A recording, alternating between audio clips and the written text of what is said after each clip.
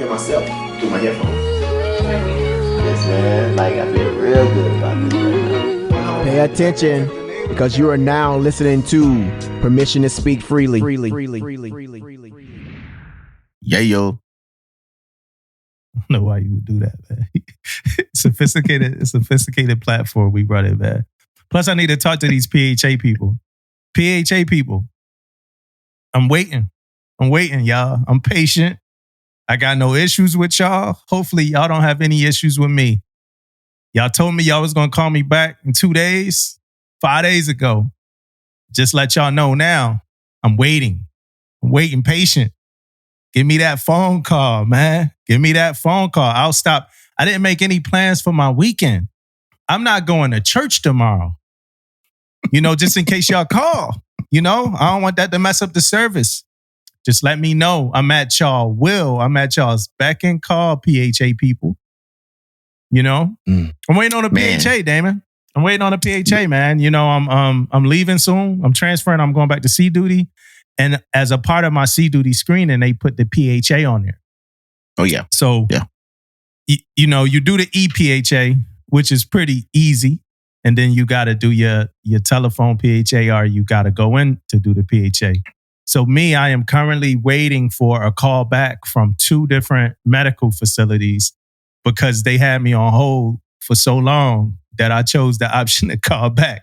So that's how it happens, right? That's how it happens, right? They put you... Look, man. So, now that we got like headphones and we got our cars, so like getting put on hold now and getting the elevator music, like it's not that hard to go through that. I got the car, boom, right? Yo, these fools had me on hold so long that I had to go ahead and be like, all right, just call me back. Because what happens is every 2 minutes, and I was like clocking it. Every 2 minutes, they come back in like, hey, your call is very important to us. But there's 8 people in the queue before you. Just hold on to the line, or you could choose the option for a callback. I'm like, man, I didn't been through this before. I'm holding on. You know what I'm saying? So then 2 more minutes, same message. Man, about 15 of those, I'm like, yo, it's still 8 people in the queue? Like, I know, right? Are they all just still setting up a PHA? Go ahead. I'm like, yo, just go ahead, man. Give me that call back. And I knew when I asked for the call back that I was submitting, like that I never was going. Yeah. I knew they wasn't never going to call my ass back, man. Here I am, still waiting on the phone call. It's been 5 days. Man, that callback some bullshit. I'm talking that callback is some bullshit, man, for real. But also on top of that, man, you're right though, man, that 8 people in line some bullshit too. Because the whole time, like even if you would have waited, it would have said 8 the whole freaking time. And then somebody would have eventually came on an hour later. You know what I mean? But it's still going to say 8 the whole time. They give you that fucking Sato shit, man. Sato hit you on that thing for 8 hours too. You know what I mean? That old Sato time right there, man. You get on there with Sato talking about freaking planes and flights and shit. That's what they be doing to you, man. They give you that Sato time. But so let me tell you my experience, man. My experience, I'm like you though.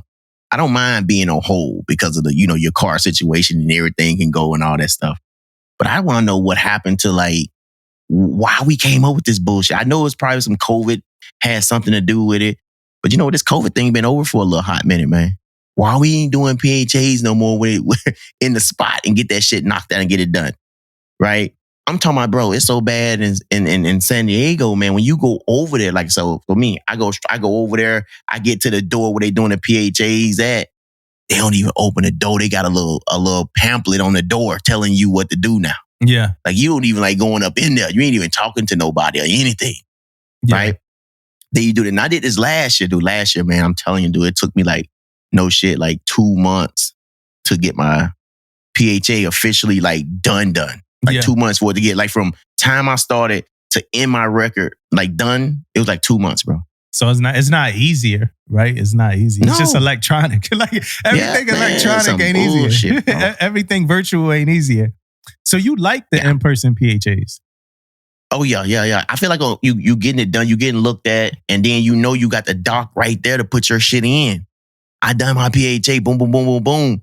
It's done. It's over with. And a lot of times that shit shows up on your record, like right time the doc get done. If he's doing it right there. Especially if you're on the ship. If you're on the ship and you got your IDC like right there, doing it, putting your shit in, whole lot easier, right? When you get done with your little paperwork and stuff you got to do. Bro. But man, this whole PHA shit, I know it's probably, I'm telling you right now, I know your HM's probably mad because it's probably easier on you guys, right? It's probably like a little more simpler for you guys because you know who you call on the phone, bro? They in San Antonio. Yeah. They in San Antonio, hit you back whenever they get ready, they get time when you on your schedule or whatever, on their schedule, I mean, or whatever. But and somebody told me they PHA was like 5 minutes long. They was like, because it's so backed up that like when they finally got over me, it was like 5 minutes long. So that means like you feeling good? Yeah, How it you defeat feel? the purpose. So let me tell you my PHA story, man. HMs, Yeah. man, you're probably just gonna be mad. Sorry. So I never liked PHAs. The ones you saying you like, I never liked them. You know what I mean? Like I remember my first PHA. Well, let me take that back. The first PHA that I remember, right? Because I'm assuming I got PHAs when I was on my first ship, but I guess I was just so junior that I didn't know what the hell was going on. Didn't realize it, yeah. Right. So, but when I got to Annapolis at my second duty station, I went and got a PHA, and it's like they sit you in this room that looked like you in a room taking a driver's test or whatever for like your driver's license or your learner's permit. It's just a bunch of computers in this room. I don't know how yours was, but mine, it was a bunch of computers in a room. And it's a bunch of questions that they, as a questionnaire, like a lot of questions, like, yo, how often do you eat, sleep, shit, drink? Will you have sex? Do you wear condoms? Like all types of stuff, right? Oh, so my first time taking a test, like I'm going to say this because I don't want to say the wrong thing. I'm normally an honest person, right? I default at being honest, right? So my first time taking this test, man, I'm answering it honest. You know, I'm like 23 or something like that. You know, they like, how often you drink? I'm like, oh, you know, it be some nights. You know what I'm saying? Like, then we get shit in. You know what I mean? Like, it's crazy. So it was this HM1 at the end. So I'm answering everything. They like, yo, do you eat vegetables? Like, I'm like, no. Like, I eat burgers, wings. Like, what we talking about, man? I'm 23, man. Like, I'm going to be here forever, dog. So it was this HM1, man, African dude. And I just remember it. I remember that he was African because everything he said. So this is what I think about all my African people, and they know it. I think everything they say, it always sounds serious. Like it sounds like it's like life or death. Like everything. You know what I mean? Like, so I go out and it's him, HM1. And first thing he said sounded super serious. You know, he said, good morning. I was like, oh shit. It is a good morning. Right. So then, you know, but instead he was, all right, just sit down in the lobby. You know, we're going to talk to you later. So after I took my PHA, I had to wait to get talked to about it, right? I'm like, oh, shit. Yeah. Right? So this dude started talking to me about it, man. You know, he's like, yeah, on here, you said you drank X amount of times out of a week. You said you take energy supplements. You said you said you don't eat vegetables. You said you don't eat fruits. Like, and he started going in like how I need to change, you know. And I guess that was his job. But he started going in about like how I need to make life changes. Man, you know what I'm saying? I wasn't feeling that like one bit. And like I said, everything he said sounded super serious, and it was super invasive. And it's like, yo, I never wanted to see that HM butt again. First of all, I felt exposed, right? Like he knew too much about me, right? But if I ever did see him again, yo, he better had not been eating a burger, and he better had not been drinking no alcohol, man. Because it sounded like this dude was preaching to me, man. But nowadays, with the way the PHA is now, man, I pray one day that I call them and they tell me to go to a lobby that look like I'm taking a driver's license exam. And I pray one day that I get to see that same HM1 and I walk in that room and he say, good morning, man. You know what I'm saying? I pray that happens because the way it's going now, they don't give a damn about me, right? Bro. They don't care about me, dog. They don't care about me, man. You a number, bro. You a number. Yeah, at least HM1 cared, man. At least young sailors, man. Y'all ain't had to go through this. It was super invasive. And that was when I learned that you supposed to lie or your PHA. You know what I'm saying? Like, let's be for real, y'all. Let's be for real. It's just, hey, David, like, it's just us two on here. Tisha ain't here this week. She in Big Bear. chilling with her On family vacay. or whatever on vacay. Much well-deserved vacay. She worked way too hard to be retiring like 3 weeks or whatever she retiring. But she ain't really too worried about it because she already got businesses out there. But yo, we about to give it up, David, man. People Yeah, man. It's lying that time, on man. PHAs, You know what I mean? man. Real talk. Man. People lying on PHAs, dog. Yeah. It's facts, man. We sometimes we gotta do what we gotta do, man. We trying to get through that thing, man. You know you smoke. you know they like you ever smoked in your life, man. I've smoked Black and Miles, but on PHAs, no, I never smoked ever in my life. You know I never been the smoking type. On that drinking window, bro, I know I be lying on that. They like, yo, how often do you drink? 2 drinks a week. Like twice a month. You know, semi-annually. But you know what, though? On the flip side, bro, it really never give you a good answer either. You know what I mean? Like only thing you could do is like 2 or 3 or more. You know what I mean? Your option's crazy. Your option's crazy. You know, it's like, once a week, 4 times a month, every damn day. I'm getting down. Yeah. You know what I'm saying? Yeah, man. The answers is crazy, man. Like, so I have to go for that more one, man. But you know, I don't never pick that one. That's the one I should be picking, or more. But I had, you know, like you said, man, I ain't being all truth on that PHA, man. I be hitting that 2 to 3, you know what I mean, a week, knowing ain't no damn 2 or 3. When you do that shit in a day, when you on the Saturday, bro, you not got 2. More than 2 to 3. Yeah, you going in without integrity, man. You know what I mean? Yeah, you man. Going in. Yeah, I gotta be honest with you, man. But I think on my being honest at the same time, I need better options, man. Yeah. You know what I mean? You're making me sound like I should be in the DAPA program, bro. You know what I mean? Them options. Yeah, I don't want to be in the DAPA program, shit. Yeah, man. I went into something else without integrity too, though, man. I gotta be honest. Honest. I come clean, man. This is a come clean episode. Come clean. You'd be surprised at what I lied on, man. Oh shit! Like I said, man, I'm getting ready to transfer, man. You know the questions. So I'm doing my transfer stuff, right? And a part of I was due for my annual audiograph, right? And y'all know how, the listeners, y'all know how I feel about that based off the last episode we did on audiographs. But I lied on the pre-questionnaire for the audiograph, dog. Uh-oh. I had just got out the gym, man. So it's like for me, man, I don't got no time to spare as far as getting this done. I'm trying to go to the ship. I'm leaving in a month, right? Oh, yeah. So one of the questions on there was when the last time you listened to something, right? And I think that's a weird thing in itself. I listen to shit every day. Like what you mean? And I was 20 minutes out of just taking my headphones off from the gym. You know what I mean? I said 10 hours, dog. Because you know why though? Because you don't get a real test when you come off with them headphones. You're right. Your time is valuable, man. Your time. You ain't coming back, bro. You ain't coming back. Hey, cuff me. Lock me up, man. I feel bad. You should be ashamed of yourself, bro. I can't believe this. I'm stunned by your actions, bro. Yeah, I'm stunned. bro. I lied, man. I know she probably looked at that shit. It was it's no way. I literally just had my headphones on at the gym, man. But I'm I did good, though. I did good on it. You know, when you get to this age, that's a part of the questioning, yo, how'd you do? Somebody asked me that when I got out of it. It's yo, did you pass? I did good, man. You know, I find that I be mashing the buttons now, though. I'm trying to kill the I do the machine. same thing, bro. Boom, boom. But are you getting to the age where you switching hands?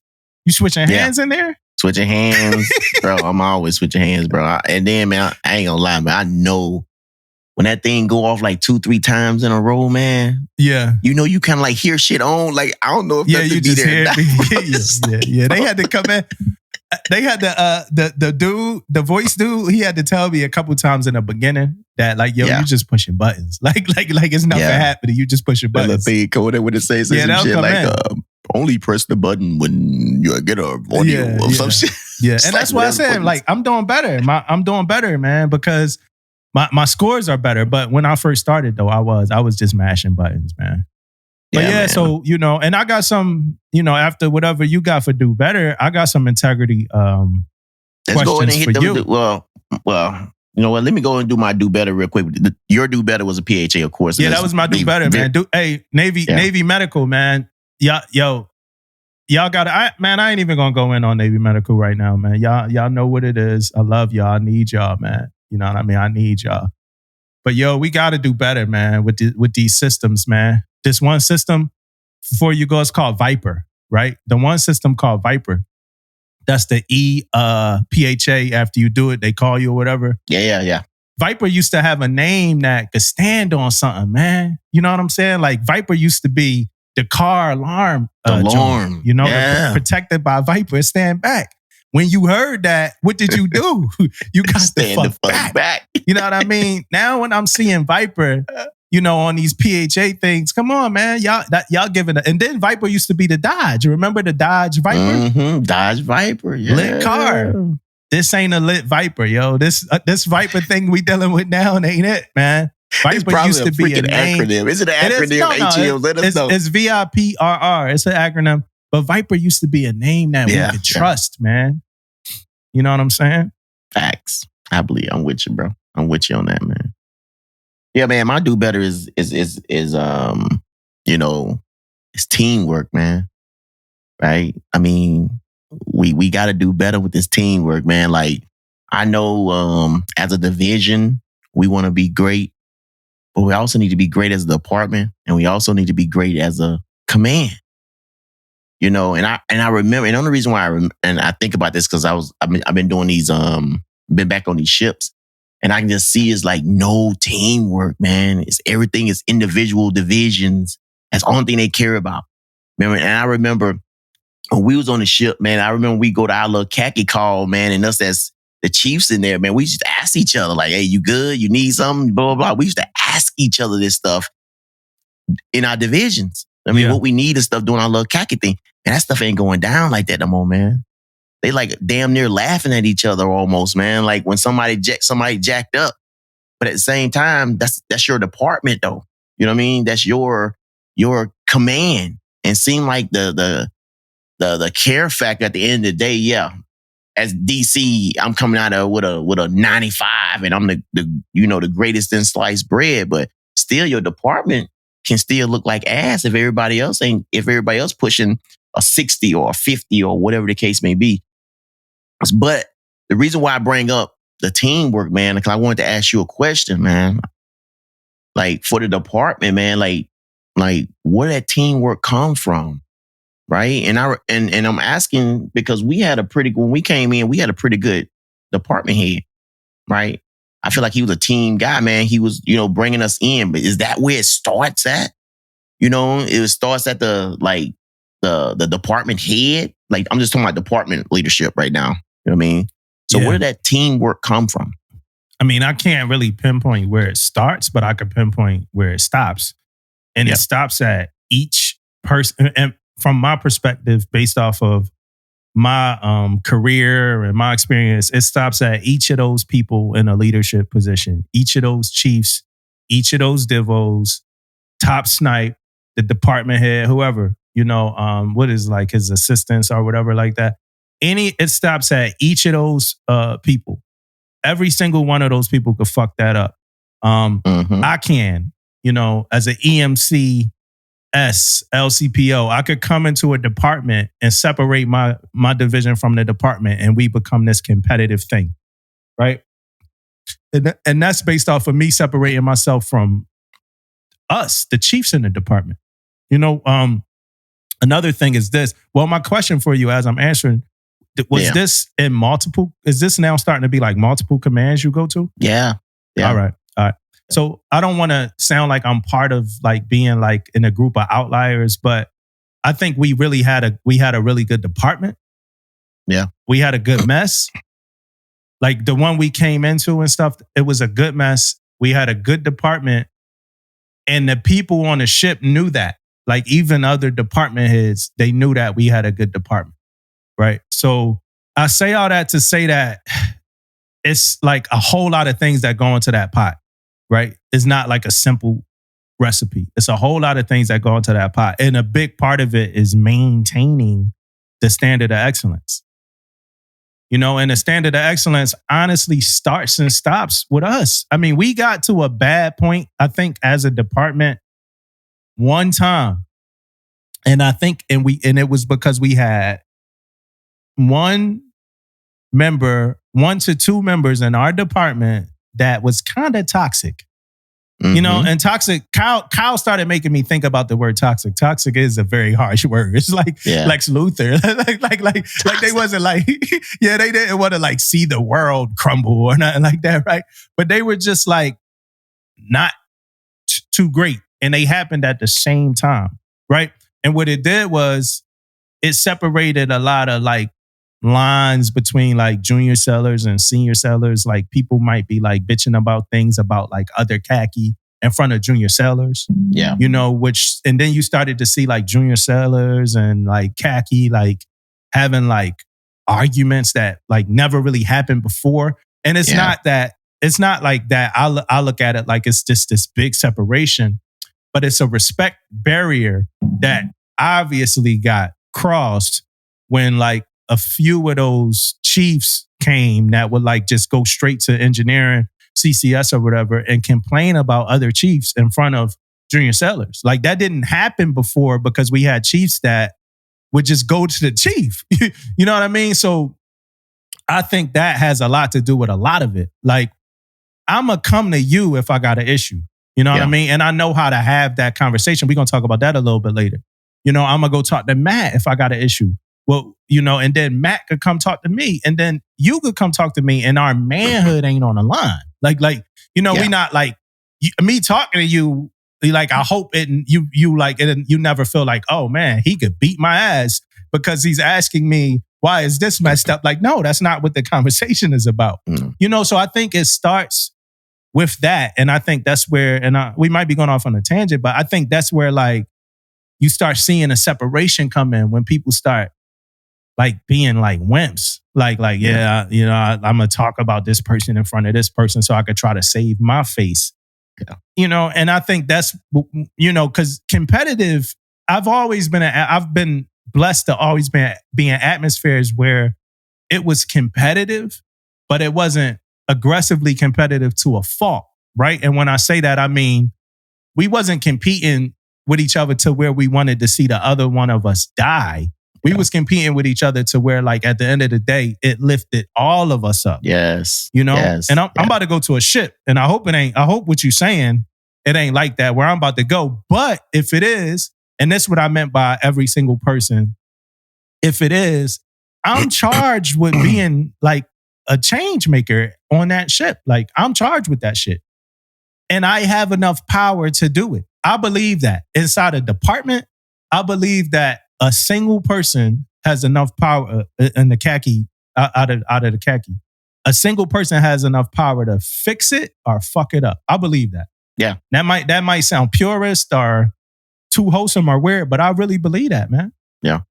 And you make some points there, man. Some real good points, man. Like the listening piece, man. From the person, like, ain't nobody perfect out there, man. Everybody's gonna make some mistakes. But you have to be able to own those mistakes and not get pissed when someone talk to you about something.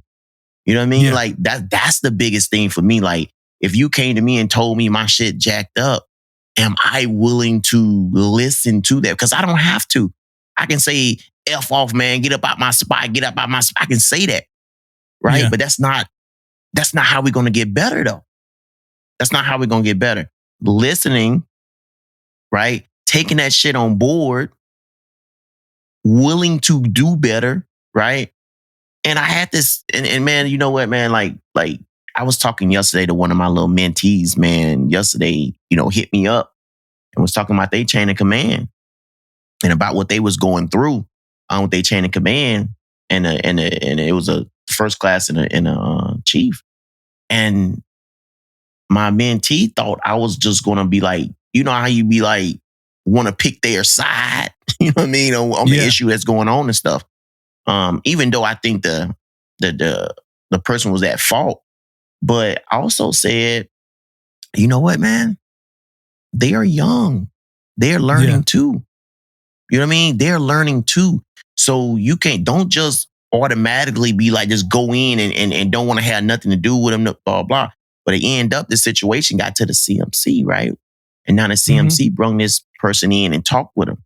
And I was like, now they kind of in this state of didn't talk to each other for one day. And now they going to school and going on leave and doing all this stuff. They going to come back in like 3 weeks. And right. And what I said was to her, I said, so now what's going to happen is you guys going to have to sit down and talk. It's going to happen. The CMC probably already stated that or said something about it, or they're going to be removed if the situation that bad, one or the other, right? Yeah. But you got to give them that chance also, right? This could be the wake-up call for that person. That person could have never been a person that got been challenged with anything. They could have been a person that's been getting good evals the whole time, been kicking ass since they came in the Navy. And this could be their first time, that someone talking to them about their leadership. Yeah. Right? It's the first time somebody talking about their leadership. Now they got to sit back and say, you know what? Maybe I'm not as great as I thought I was. Maybe I need to take a look in the mirror and be like, okay, what I'm going to do to be better because I want to be better. Don't automatically throw your people to the side and be like, okay, I'm done with them. I'm done talking with them. No, you got other sailors that need you guys. You know what I mean? Need you guys to be on the same page. Need you guys to working together, right? Because if you guys not, everybody sees that shit. Then it become an environment. Then it become a hostile environment. Blah, blah, blah, blah, blah. We go on and on. But the point you made, man, about willing to take that on board, man, is huge. You got to be willing to take criticism and all that stuff on board and get better. Yeah. I mean, it's a couple points you made though, like as well. So one of them is, well, before that, let me say this. It's probably been times that, you told me that something of mine was jacked up. And it's been times that I told you that things of yours was jacked up. But I don't think that like we've ever even received it in like a defensive mode, like ever. Because first of all, you care about the fact that your shit jacked up. And then second of all, I think a big major part in all of this is that communication part, because you build a rapport. Like you build a rapport. I know you, you know me. You know what I'm saying? So I'm coming to you straight up caring about you and how you receive this information. But a couple things you brought up. The whole thing about leaders and stuff like that. Not everybody be a leader just because the Navy put that anchor on you or whatever it is. You know what I'm saying? We might want you to be, though. You know what I mean? I said be a leader for a reason. Yeah. I said it with the bad language like that for a specific. But not everybody's a leader just because they damn told you were. Just because somebody told you it took you a short time to make chief, and just because in that short time it took you to make chief, a bunch of people told you that, yo, you're a chief already. But that, like, yo, if you like leadership, some of those elements they experienced, practiced, and learned. Yeah. Like a lot of those elements, experience, practice, and learn. And a lot of those elements you don't know until you get in a hot seat. You know what I mean? After my first fuck up, I was a much better chief than I was before it. Yes. Yes. After my second fuck up, I was a much better chief than I was before it. You know what I mean? Facts, bro. And I'm going to go mess up again somewhere, right? Yeah. When I go to the carrier, I'm going to fuck up. Yeah. And I'm going to be a better chief than I was before it. Because you're going to own it. You're going to own it. Yeah. Yeah. And another point you made that I wanted to hit on, and it's not specifically toward the sailor, is the mentor, young sailors, right?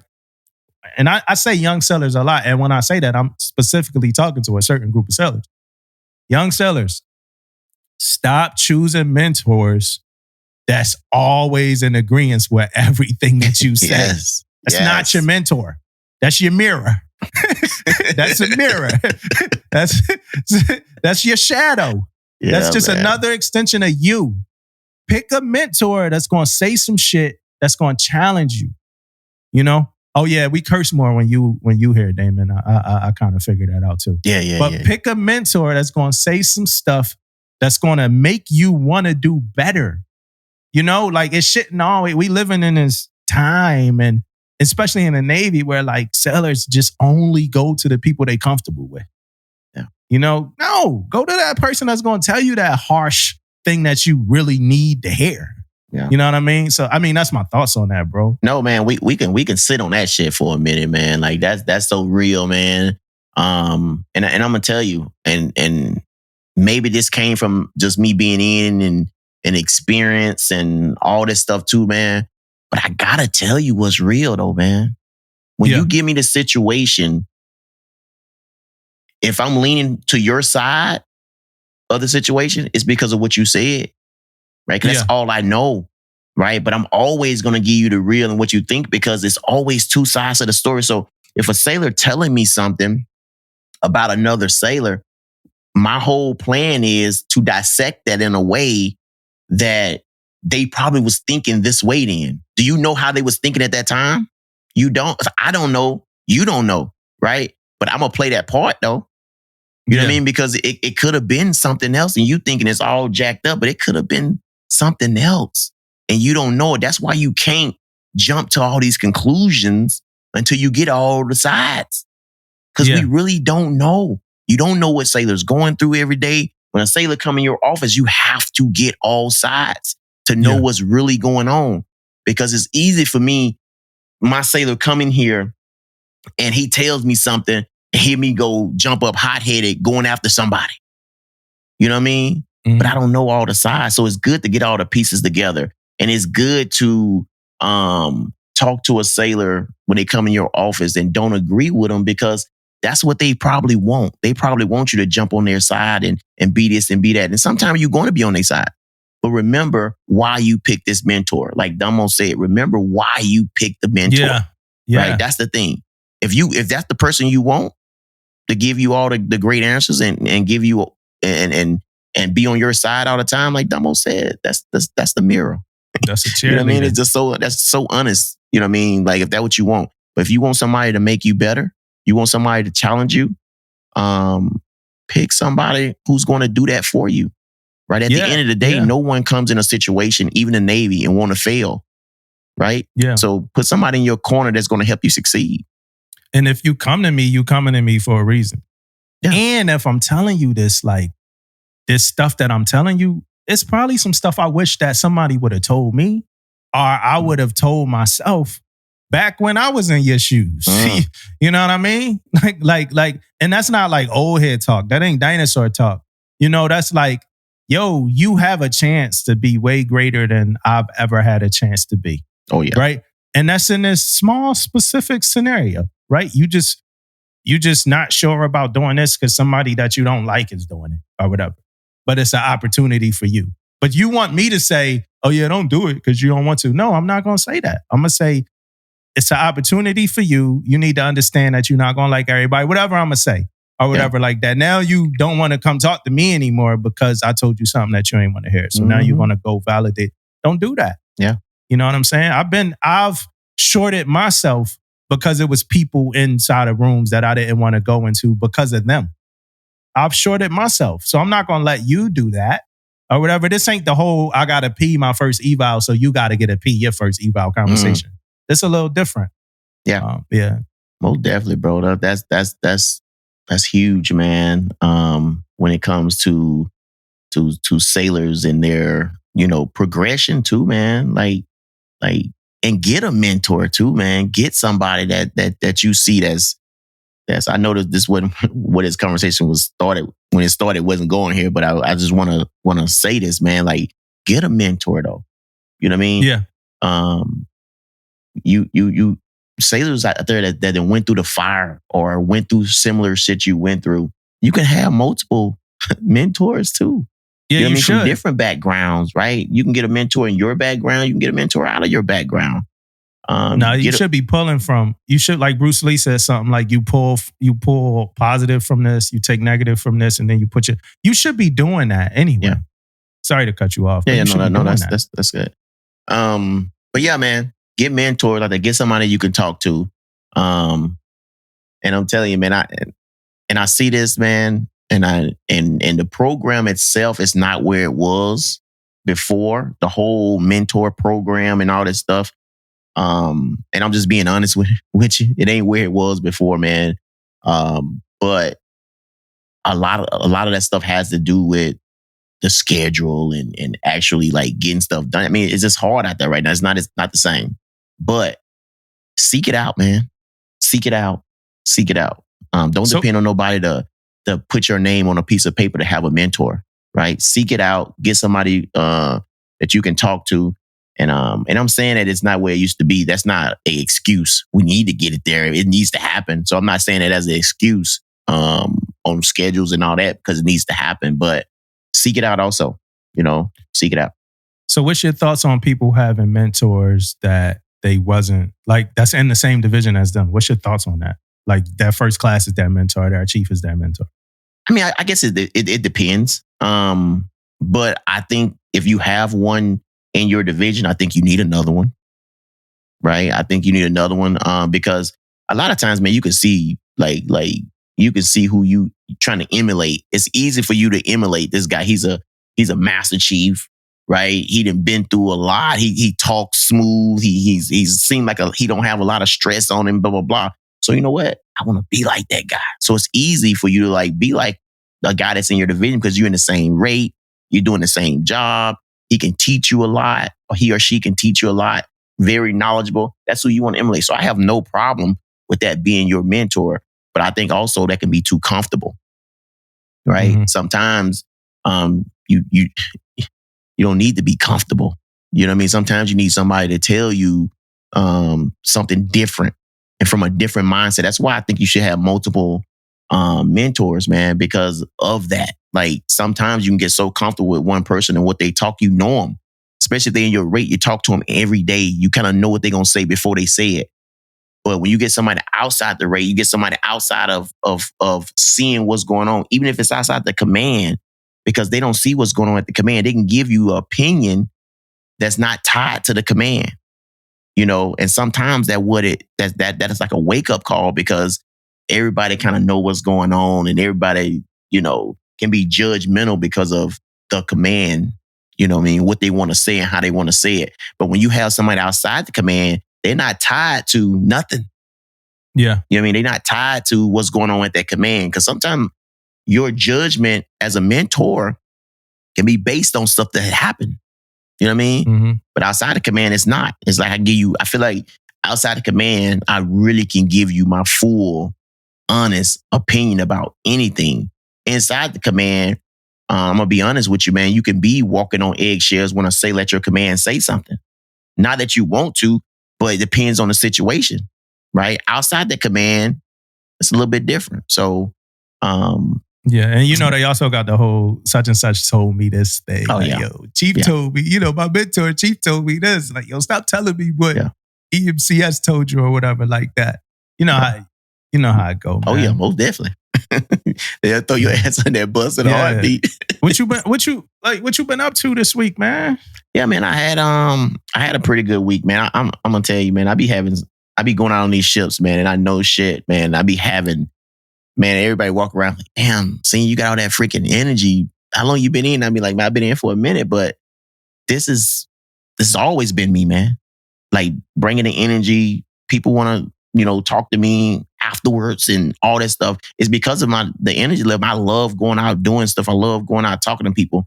But bro, it's man, I love that shit, man. I've been on a ship the week before. Now I was on a ship this week in Washington. And my schedule getting packed, so I'm going on a lot of ships, man. And every time I come off one of them ships, I got a different perspective of leadership. I got a different perspective of divisional leadership, departmental leadership. And boy, and man, I tell you, I know I'm getting close to retiring, bro, but it fires me up, man. I be like, man, and I'm always thinking like, if I was in this position, what I would do. I don't tell them that shit, but I know that's what I'm looking at. I'm looking like, man, like, why is this being ran like this? And my mind always running like that, bro. Like always running. I'm talking to these sailors and I'm in the division and how sailors are, man. They talk about everybody. They don't care who you are, man. You could be the XO, you could be the freaking CO. They don't care. They talking shit about everybody, right? And I'm thinking that if I was in my position and if I'm thinking like, man, if I was on the ship, I'd do this. I'm always thinking it like that, man. Like, I don't know why, bro. Like I still be having that urge and that itch to get back out there and lead, but boy, Lord knows. Yeah, that's why I'm gonna do it for you, man. I'm gonna get out there. Yeah, I man. can't wait, man. I can't wait. I went to a retirement ceremony this week, man. Oh, yeah. So it was actually yesterday for CMC, and I had to speak. I had to do the retirement creed. You know what I'm saying? So at first, I told myself, like a couple months ago, I told myself, like, yeah, I'm gonna just commit this thing to memory and be good to go. You know what I'm saying? And then as time progressed and like life happened and things happened, thought I would commit it to memory, but I couldn't. Yeah. Because I just didn't have enough time. So I was too busy. So I had it. I had a copy of it. Luckily, I had a copy because the script I got sent, it was written wrong. When I looked at the script that they replaced it with, I think it was corrected, but I still had my own copy. Yeah. So the ceremony was at 10:30, I want to say. So, you know, me, I go to work, put the khakis on, ready to go. Ceremony, get there early. I'm early. I'm like 9:50, early, sitting down, chilling, dapping up a bunch. This is CMC. So I'm dapping up a bunch of CMCs there. I'm dapping them up. Hey, what's going on? Boom, boom, boom. I start seeing everybody part of the ceremony looking all good with the dress blues on and stuff like that. I'm chilling. I'm still saying what's up to everybody. Then I see the one CMC that's doing the whole, what's the thing you always do? Oh Glory? Oh Glory, Don't you do Oh Glory? Yeah. Oh Glory, yeah. So one of the CMCs that's doing Oh Glory, he come down too. And they like, oh man, he part of the ceremony. But he got his blues on too. So I look at my khakis and I look at his blues. I'm like, yo, should I be in blues? Like if he doing Oh Glory, because some of the other people, they was like things like, I'm like, but if he doing Oh Glory and he in his blues, I know I'm supposed to be in my blues. Most definitely. So I go over to one of the Sea Chiefs. I'm like, yo, bro, I think I'm in the wrong uniform. At this point, it's 10:17. The ceremony started at 10:30. Yeah. So he's like, well, you could go talk to, CMC that's retiring. He's like, you could go talk to him and, see what he say. So I went up to him, now mind you, at this point, I know I'm in the wrong uniform. I'm like, hey, bro, I think I'm in the wrong uniform, man. And I'm like, are you good with it? And like, he said yes, but he didn't say. He said yes, his words, but his face was fucking devastated. You know what I mean? Like, It's this man's retirement ceremony, bro. Like, why would you come in here in the wrong uniform for my retirement ceremony? So I said, hey, bro, I could go. You know what I mean? Now, mind you, half of me really want to stay because I'm there, boom. But also, this man retired. I got way too much respect, right, for that. Yeah. So I go change. And of course, it's the hardest ride back, ambulance flying in and doing all the crazy stuff. Of course, right? But I go change. I come back in time and I do the retirement creed. And I was super nervous. And I hate it when people say, hey, you do a podcast. I know you're not nervous.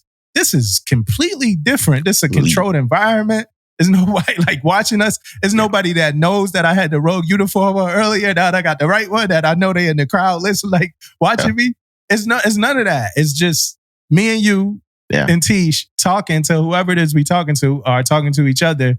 And then this goes out and people could kind of process it however they want. It's different, Yeah. But I did do the retirement ceremony. It was good. Congrats on 27 years. This dude joined the Navy when I was 10 years old.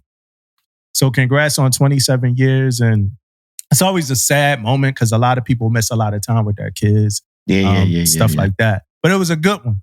Now, as a part of this, I was updating my ribbon rack because I got another com and another NAM. Yeah. And I never updated it right now. And nothing I say right now, and I'm about to be bragging, right? I'm just stating facts, right? Yeah. Got another com and another NAM, right? So I had to update the stars. So I got 9 NAMs, right? Yeah. I don't have the flat ribbons. I got the old school, the ones you put on and all the weird stuff. So that's a silver star and 4 gold stars. Yeah. The shit don't fit on a ribbon rack, bro. Like, you can't fit that on a ribbon rack. It's just no way. So I ran through 2 ribbon racks and like 4 ribbons. I mean, no, 2 ribbon racks and like 4 of those stars because the things just break off so easy. Yeah, It got to be a better design for these at this point. Yeah, but buy the flat. Right. But the flats cost money, dog. Yeah, and every time you get something else, you gotta get another joy. My shit need to be updated right now. Yeah, man. I was just talking to somebody about that. Like, you know, every time you go to a new command, you need to buy another. So like I said, I almost lost my train of thought. But when I look at my ribbon racks, bro, I feel like I got more ribbons. And this is, again, I'm integrity first. And I'm being transparent. I don't think I have all the ribbons I'm supposed to have on my rack, man. I've been in now for 16 years. 16 years. And mostly everybody I know that's been in the same time as me are about 4 years less than me or whatever. They ribbon racks got about 4 to 5 to 6 different. Like, do I just get not like from the ship we was on at our last command, did we get ribbons? Because if we did, I never updated my rack. Me either. I don't even know. I got so much stuff when I was younger, bro. So I don't even notice the. How'd you know you got it though? Like how you knew you got it when you was younger? Because of no shit. So when I used to go on NDOS, and when you go on deployments, you get these ship awards. Yeah. Right. So it's probably on your NDOS right now. I mean, you want to look at that, but the command did a great job when we came off deployments. We came off some admin was letting us know what we got as a command. Yeah, that's how I felt when I was a junior seller. That was happening too. Admin must let us know. Yeah. There must be an app for that now. Like eDivo. Like they did try to change the name of eDivo to get the stake off of that app. Everything started with a freaking E now, man. Remember eDivo? Oh yeah, we got every single tech manual in the Navy and nav admin on one app. Yeah, we talk about anything now, man. You gotta do if you want to know what it started with. It probably started with an E, man. Even fucking vehicles, man. Like E. And anything that start with an E is trash, man. You know. But back to these ribbons though. So are you saying? Because I need to bring somebody down with me because I feel low. I feel real bad about myself. Yeah. Are you saying that you don't know how many ribbons you supposed to have either? I think I know how many I'm supposed to have, right? But I will say this. Cat. So you It's cat, yeah. I will say this. I know I'm not updated on my comms, right? I know I already know I'm going to add one of the motherfuckers. So I'm not updated. But also I want to say this too. I don't know if we got anything from our last command. If we did, I'm not updated on that either. Hey, if you from our last command and you listening, if we got ribbons. Command ribbon. Yeah, command ribbons, let me know. You know, and it's crazy. I think it's people that really care about like that rack, like to the point that they want the up to the neck. You know what I mean? They want to eventually have that, so they like on it. I'm not one of those people. I'm also not like much of a coin person either. A lot of that like stuff, I'm not. But I would like to have an accurate representation of my career on my chest. You know what I'm saying? So somebody, please, if you and I know who's gonna give us that answer, man. You young guys out there, you young sailors out there. Because I know you want to add to your little rack. You know what I mean? So you normally stay ahead of the game because you want some extra little stuff on your rack. So I'm sure the young sailors from our last command is going to be the people who let us know if we miss anything. When you get to be an old head like me, like I just told you, I ain't even care. Don't know what I got from the last command or care of what I got. How many rows you got? How many rows you got on your rack? I think 5, maybe. 5 rows? Yeah. Maybe more. Something up there. I'm 3 rows, man. Yeah, bro, you need to check your whole career, man. You need to check. You've been on ships too, so you need to check it out. I guarantee you got some stuff, bro. Yeah, that's 9 ribbons, bro. Yeah. You know, in addition to whatever award, that's 9 ribbons, bro. And you've been on ships, bro. So it ain't like you got some stuff like that. You've been on deployments too. I'm serious, yo. Y'all might judge me for this. I'm putting a command package in, whatever like that. Y'all might judge me for this, but I need help. If anybody listening, man, I need help. Like, I know I should have more ribbons. You know what I'm saying? Man. So that's, again, that's we the no judge zone, bro. No judge zone, bro. All right, so here go my integrity question for you. Have you ever ducked out of colors? Yeah. I ducked out of colors, man. You know what's funny, man? Look, I'm going to tell you this, though, bro. I'm going to tell you what's so funny, man, in a minute. But yes, let me answer your question first. Yes, I have ducked out of colors. when I say ducked out, meaning I hear that motherfucker and I jump back in the car.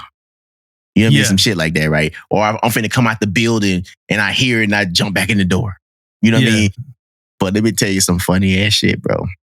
So we have a SEL. He's a Master Chief, man. Cool cat. So we all, we finna get out the vehicle to go. And I wasn't with them, but I got all the pictures. This is how funny it is, man. So everybody getting in the vehicle to get in the car because, you know, it's time for us to leave. But the Master Chief didn't get a chance to get in the vehicle, right? So he's right in front of the vehicle and he had to throw that salute up and everybody else is in the vehicle, right? So everybody else is laughing, bro. They laughing at him out there by himself. He's at the solo, bro. It's like probably like 10 of them. He the only one that did make it in the vehicle, bro. And they taking pictures of him and they laughing at him. So he's laughing and all this shit. He's saluting. That shit was funny as hell, man. I'm about to ask him, man. I'm about to send you that picture, bro. It's so funny. He's standing in front of the vehicle, salute tall as hell, bro. It's funny as shit, man. Let me get it. Your boy right here, man. Why? Why'd you do it? Why I dip out? Yeah, you ain't want to honor the flag? Yeah, man. I mean, you can say it like that, bro. It ain't, but it really ain't had nothing to do with it. You just own it. It really had nothing to do with honoring the flag or anything like that. We it's not a Kaepernick thing and nothing like that, man. But I just didn't feel like saluting, bro, and I feel like I was in a position to miss it. You know what I mean? So guess what? I missed it, man. You with the amount of salutes I done in my Navy career, man. Shit. Yeah. You supposed to go head up with that flag, dog. Every time, head up, man. Eye to eye. Eye to eye. You go head to head every time? Hell no, dog. Hell no, man. I just slid out of colors. Slid my ass out of colors a couple times. Oh, man. It's like you got to be somewhere. Yeah, I might be there by like 8:06 though. You know what I mean? Like, because the building you in, it's about to be colored, so you're not going to leave. Yeah, I might be there about 8:06, dog. Give me a couple extra just to make sure. Give me a couple extra minutes, man. I ain't trying to get caught up. It's like colors is like a storm. It's like it's some shit you don't want to get caught up in. I ain't trying to get caught up in colors, man. And how about those colors in Japan? Yeah, that's what. But is that the morning colors or the evening colors? I think it's the morning colors. With it, like where you got here, everybody, bro, arm tired. That's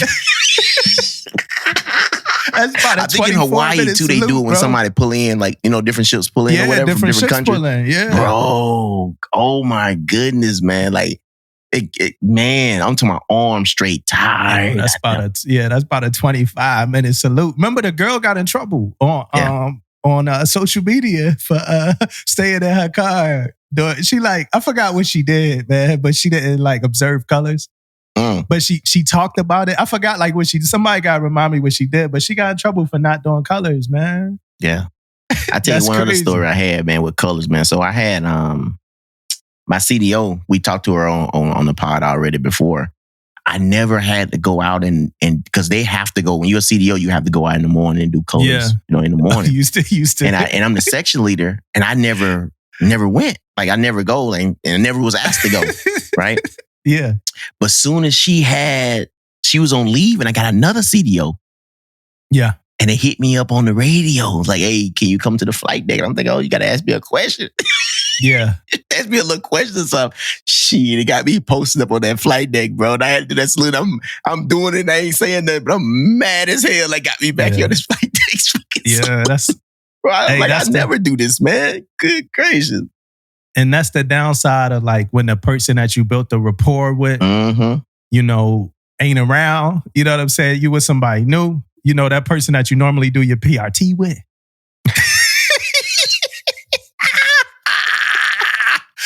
Yeah, man. Dang, boy.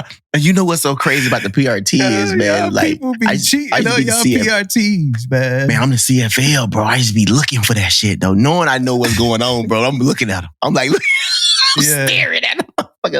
Bro, you know you ain't do. But we had a couple of them that was crazy, though, bro. We had a couple, man, we had one guy. Oh, yeah. I remember this was on the ship. We had this dude, man. He did 120 some freaking push-ups. I'm looking at him, bro. I said, man, you ain't did no 100 and some push-ups, bro. I mean, I'm gonna let you make it. I ain't counting them. Your partner counting them. I'm just telling you, between me and you, Yeah.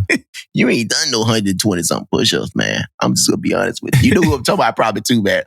I'll be I don't. You don't. And I don't even want to know who it is. Yeah, you don't want to know. Hey, but you know who you are out there, man. You know who you are, and you listen to the pod. You didn't do no 121 push-ups, bro.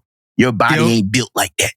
Your body ain't built for 121 push-ups. I'll tell you that right now, man. People be having a heart-to-heart with they PFA partner, man. Like, hey, look, man, I know I told you Wednesday.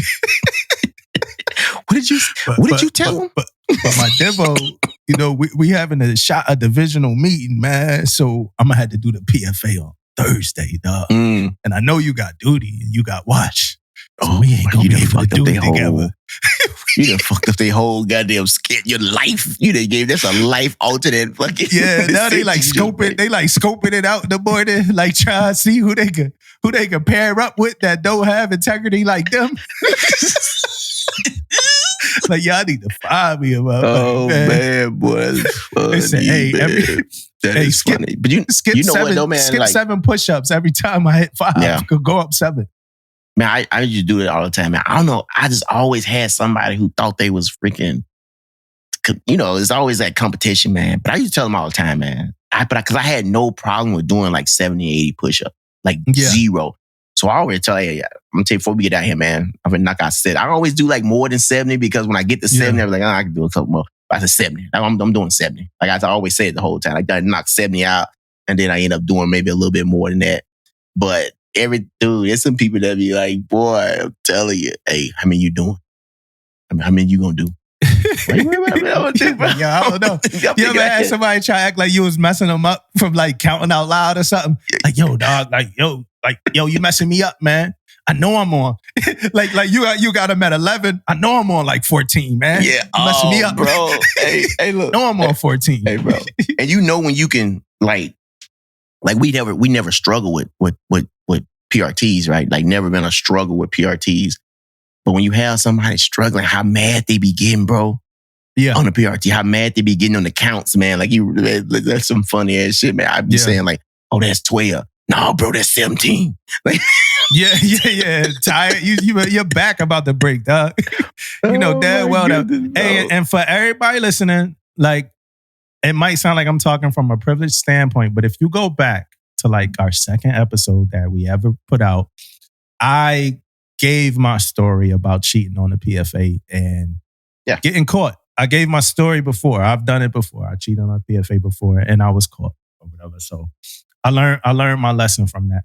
Here go my next integrity question for you, Damon. I mean, you got to be honest, man. I'm be honest, man. Because they're going to know you lying. It's the Navy, you know? Yeah, like, I'm be honest, man. I'm honest.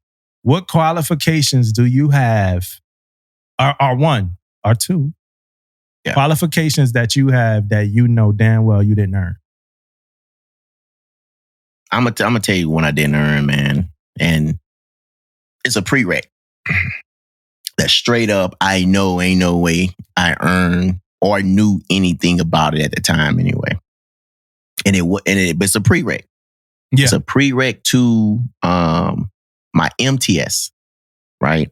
On there, you have to be ATS qualified. What's called a float training something. ATS, a float training specialist, right? So you had to go through all these, like, of course you can't even you got to go through all these signatures. You got to do training and all this type of stuff, right? So when I go up for my MTS, they tell me, hey, well, your prereq for MTS, you got to get ATS.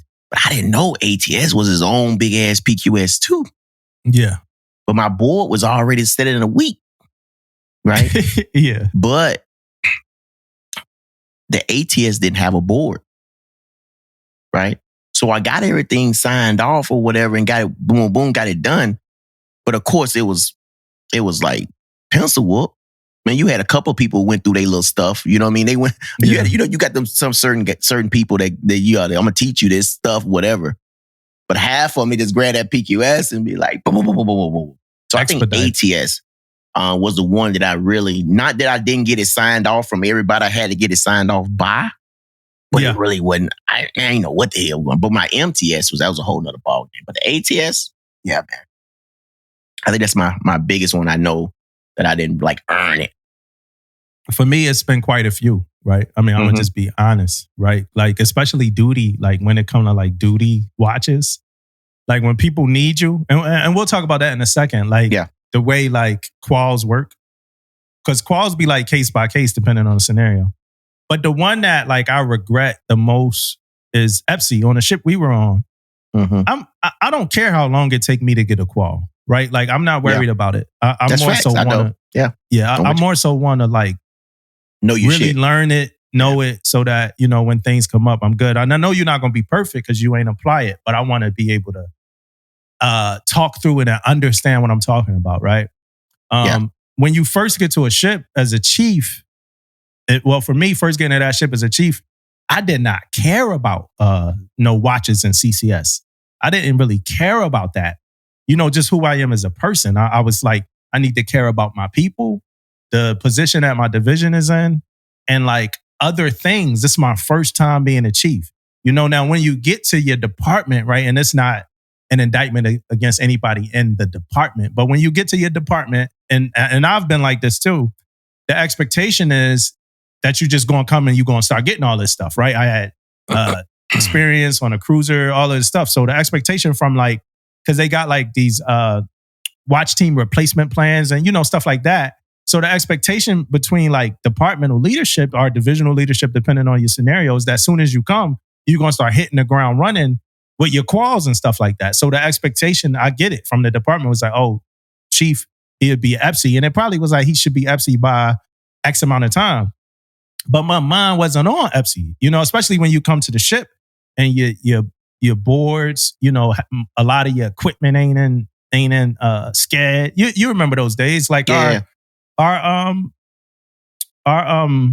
kill cards wasn't complete. You know what I mean? And that's not like bad or not. And we coming off of being a pre-com ship, so it's still some pre-com kind of layover stuff, right? So these were the things I was focused on, like, yo, these kill cards, like literally like walking around the ship, like walking through spaces, like doing all that stuff. I was not focused on EPSI. At some point, though, I was told I was qual. At some point, I was told that whatever I did in there, it was a board and I was qual. And what I didn't do was say like, nah, like honestly, like I'm not like ready. And I've never done that I'm just be honest. Like I never done that when somebody was like, nah, you good. I never been like, no, I'm not good. I was like, all right, cool. I ain't got to worry about that no more. You know what I mean? I should have said that with that because and so I guess I'm sharing this for somebody else listening that might be in that position. Like if you feel like you're not ready, just say that. You know, because for me with the EPSI, something happened that I didn't do right or whatever like that. Shortly after I was qual, something happened that I didn't do right. And it's a real bad look for an EM chief to make a mistake on the electric console. In my opinion, it's a real bad look. Yeah. You know what I mean? I got an LOI for that. Were we on watch together? I don't even know. I don't think. I got an LOI for that. When they gave me the LOI, they was like, yo, we were supposed to give you an LOI for the other thing. And we never gave you an LOI. But you get the LOI for this. And then like the first words of the LOI said something like, cheap. And I helped write the LOI, which was funny because by that point, after that moment, I was like, oh shit, I need to really like, you know, but in helping write the LOI, when I read it, it was like, it's just incompatible with, it was just something like, it's a disgrace to the like electrical world or whatever. Like it was crazy. You know what I mean? But all was well and things went great after that. We qualified a bunch of people. Our standards were good. But I was not ready for that qual at the time that I got it. And I started standing that watch. And for another seller, because I can't go back, but for another seller, if you feel like you pressured to get a qual that you probably should have at the time, if you're not ready, just say you're not ready. It's not going to be an indictment. I mean, it could be, but if it is, then that's somebody else's issue, you know? Yeah. Because it could be like they could fuck you over like, oh yeah, he still ain't get a such and such qual. But yo, it's lives at stake. It's equipment, you know, at stake, shit like that. I mean, what's more important, man? Like somebody looking down at you for like not having a qual that you ready for, or are you actually killing people? Or now you're getting an LOI because you did some shit that you shouldn't have done. And you're definitely not going to say that I wasn't ready for this. or they ain't really give me a board. No, you just gonna take your damn LOI. Yeah. Take your lickings, right? But you know what, man? You make that's spot on though, man, because it's some positions that's out there, man, that you the sole guy for. You the only one there. If you make a mistake, something happen, you can break equipment, you can hurt people. And it's some quals out there you may could get away with not knowing everything about, but it's some certain ones out there you really need to have the integrity to say that though. You know what I mean? I'm saying that to say like for example, in my rating, we have to do training and things about damage control. We have to teach the equipment that we use and things like that. From a DC standpoint, if you a DC man, you kind of know that stuff. You probably got it from A school. You done heard of it. But it's also rates that's out there now that's doing this training and stuff that's not a damage control, right? You got 8 hull technicians out there. You got the MR rates on small ships. They all fire marshal. You got somebody outside the rating that's getting fire marshal qual. So if you don't know that shit, I mean, it's okay to be, I'm a duty fire marshal and I'm an electrician, or I'm a duty fire marshal and I'm a GS. That looks good. You know what I mean? Yeah. And then you may not even have to do it. But what is that one day somebody gonna leave and we need you? I mean, we need you now to step in and be the gas-free engineer or be the fire marshal or be this, and then you be like, oh shit. You know what I mean? Maybe I done bit off a little bit. Maybe I done bit off a little bit more than I thought. But you have to be smart. Like I'm gonna tell you right now, me being a damage controlman, man, and I was getting EI. I mean, I was a drilling pack at a DC-1.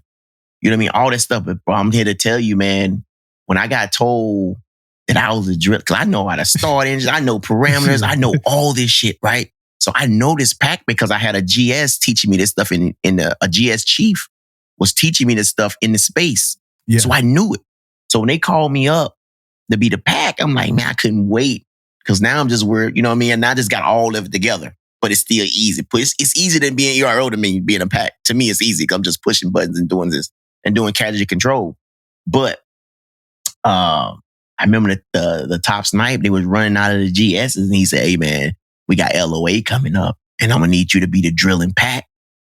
And boy, you told me the dude was studying his ass off from that because I knew I knew how to stand and watch and I knew all the parameters. I knew all this stuff.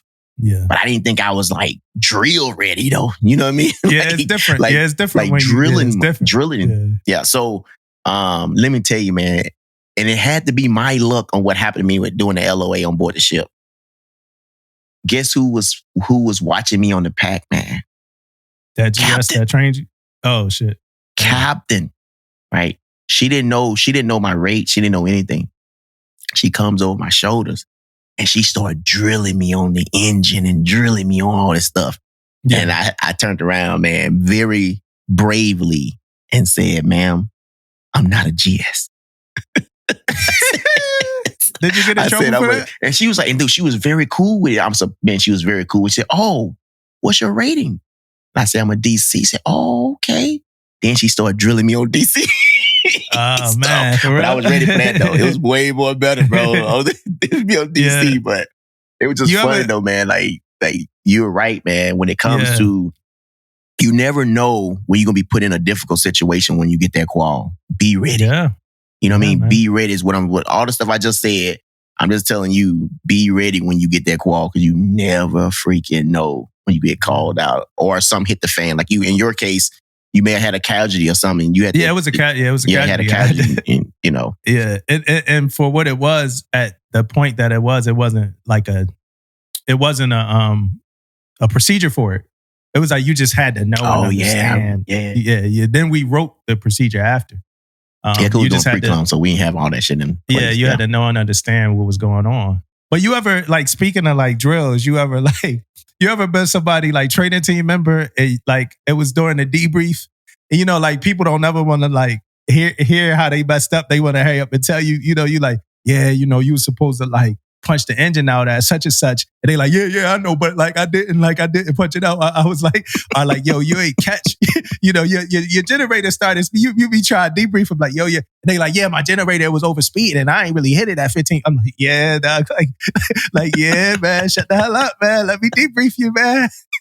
I know, bro. I know you got it. Because you know what? I think that's what we live at now, man. We live in a world that we have to get our 2 cents off. Yeah. Like people I know I messed up, but I want you to know why I messed up. Like, even though it don't matter. Like, I be trying to tell my kids all the time, man, like, regardless of what you about to tell me, you still jacked it up.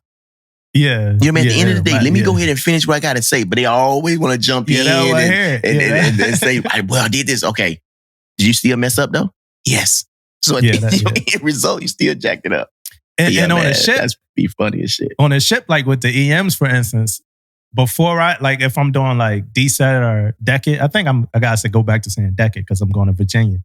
But with the EMs, if I'm doing DECIT, I'm gonna be like, I'll ask them like, hey, how you think you did? And they always, they sweaty, they, all like they got the flash gear on, and they always, I could have been better.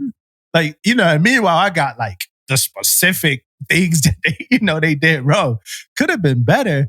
No. How about boop, boop, boop, boop, boop. And then, as I'm talking, they like, yeah, but just sit down, take this debrief, man. Hey, congrats to the reservists. E8, E9 results came out. Shout out to all of y'all, man. Yeah, man, congrats. Most definitely, bro. That's a big time. And I saw some pictures on Facebook and stuff, man. Most definitely big time milestones, man, in the career of these guys and girls, man, because it ain't easy. And I know it's not easy when you get to a certain level, and the numbers is not the same. You know what I mean? So I know it's hard. So congrats to everybody, man. Big time, big time, big time. And we want to know more about reservists. So we will eventually have a reservist on this podcast. Might be sooner than later, actually. I hate talking about, I remember we used to do that. Oh yeah, we got such and such coming to the pod, and like they never came or whatever like that. So we kind of stopped doing that, but we do have a reservist coming soon. So I can't wait to have that conversation. Oh, yeah. I got a question for you out of a story that I saw. So it was about, the question is not really based off the story in particular, but it was about I want to say he was either he was LGBT. I don't know how he identified it, so I don't want to say it. But he was LGBTQ. Mm-hmm. But he was LGBTQ, and he was a spiritual, non-religious chaplain, and he was talking to the CNO about. He was talking to the CNO about just how he felt oppressed and how his and through his community and stuff like that, right? So my question got nothing to do with the LGBTQ classification or nothing like that. My question: have you ever heard of a spiritual, non-religious chaplain? Man, what in the hell is that? Never heard of that. Never heard of that. And no disrespect. You about to be disrespectful. Yeah, I'm about to be disrespectful. No disrespect, but I want to say, what kind of religious guidance you going to give me when you come on board my ship, if that's what I'm looking for? Because a lot of people look for chaplains, not only, a lot of people look for them to talk and, do all that stuff, but a lot of people also look for them for religious guidance. You know what I mean? On wherever, faith you have, even though that chaplain may not have that faith, but of course, I'm sure they can, point them in the right direction. I mean, or whatever, but this is a non-religious chaplain. So I'm kind of... Yeah. He said spiritual though. Spiritual, but just non-religious. So like, just non-religious. So I guess spiritual probably mean the fact that he can point me in the right direction. I would say I was spiritual, but non-religious. You know what I mean? Like I don't necessarily think it's a bad thing. I just never heard of it before. Yeah, I never heard of it either. I mean, I'm not saying it's a bad thing, but I also think that it need to be some education on it. I wouldn't want a chaplain to be Muslim during Ramadan and then Christian on Easter Sunday or whatever. Like I would have a problem. See, like me and that chaplain would have an issue. Like, But you have that though. That happens. When I say happens, you have different chaplains with different backgrounds, right? But you're right. They don't go and do different ceremonies like, and stuff. They don't do that. I remember you be non-religious. That you a Catholic, Buddhist, Christian, and a Muslim, man. Like you got some problems.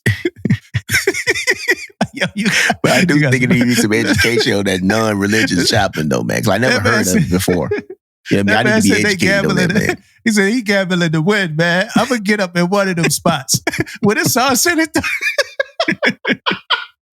Look, they gonna give me a janazah, a funeral. When it's all said and done, I'm going to somebody's heaven. Yeah, man. I'm going to one of them. I'm going to one of them, man. Yeah. like y'all could mess around if y'all want, man. I can see the captain getting on the one MC, say, yeah, we got the chaplain here. You know, he's a non-religious chaplain. And I can just see right now how the faces on the sailors gonna look when he say a non-religious. Everybody gonna be like, it ain't the fact, like you said, it ain't the fact it's a bad thing. It's the fact of it's new to me. Yeah, and I've been here for a minute. Just the fact that you say a non-religious chaplain is new. Now, when I say new to me, that don't mean it's not out there in black and white already. Don't get it twisted. I'm not saying it's not out there and it's being talked about. I'm just saying it's new to me. I never heard of it. I never heard of it. But I think it won't sound as funny to some of the younger sailors, though. I think that's more of the speed of probably what a lot of them would want versus. Yeah, I can agree with that too. Because chaplains have other like marital counseling and like different things that they do that you don't necessarily need a religion. You can report things to them that you can't report to everybody. So they have roles that will require that. That's just interesting. I never heard of it. Yeah, let us know. Man. RPs, what's up, RPs, man? Holla at us, man. Educate us, nobody RPs. ever hollered at us. When we asked to be hollered at, like, we never get hollered at. Never get out. You're right about that, too. But I know you don't got the names that you don't got those names. I shouldn't even say holla at. Yeah. I reminded your ass, bro. You don't got those names. Hey, so a quick story I read, a quick news story I read. It says, sailor's killer to be removed from Arlington thanks to new law, right? So the source for this is Navy Times. So take it however you take it. But we take from Navy Times. We love Navy Times and military times and everything else. Yeah, Navy Times, military times, Army Times, Defense Times. It's probably all the same damn company. Mm-hmm. So after 30 years in a place of honor at Arlington National Cemetery, the remains of a former Navy lieutenant who kidnapped and murdered a sailor who rebuffed his intentions will be disinterred. Hope I said that right. It might be disinterred. And I know that's probably a common word, but I've never used it before. Former Lieutenant Andrew Chilbrough secured above ground burial for himself in the nation's most revered veterans cemetery while awaiting his execution by the Commonwealth of Virginia in 1993 for the murder of Petty Officer Second Class Melissa Harrington. Oh, that's crazy. So he was already going to be executed before but he had already secured the burial. Mm-hmm. Damn. So he was already found guilty. So this was new. It says at the time, this was known. It says at the time, the Navy simply did not have legal grounds for excluding him since he completed his service honorably. But in early 2019, a small group of veterans, including her husband, spoke out, telling this reporter in a story from the Washington Post about the lasting trauma of Chilbrough's crimes and how disturbed they were by his repost in Arlington. Now they say Harrington is getting a measure of justice long denied to her. Passed in December 22 in the fiscal 23 National Defense Authorization Act was a provision introduced by Jackie Spire from California that requires Secretary of the Army to remove Chilbrough from Arlington by September 30th and transfer his remains to next of kin. Or if no one responds, they just going to dispose of the remains as deemed appropriate. It says, I'm all about it. Yeah, and I guess we don't gotta read it all, and it's funny because this is Sapper, not funny, but it's ironic. It's Sapper month, and it looks like a Sapper story. It says, it was appalling to me to think that an officer in the Navy could sexually harass, then kidnap then rape, and then murder a sailor and get buried at a national cemetery, which is supposed to honor our war heroes and our dead. So he has no place in this cemetery. Agree totally. No place there. I'm glad that got resolved. And it took too long for it to get resolved. Right? I mean, I don't know. Man, I understand, man. We in the military, man, we built on black and white rules and regulations and all that stuff, and it takes a long time. But sometimes, man, things shouldn't take a long time. Right? Sometimes we need to use the human factor in this. Yeah. The human factor is he should probably never got buried there in the beginning.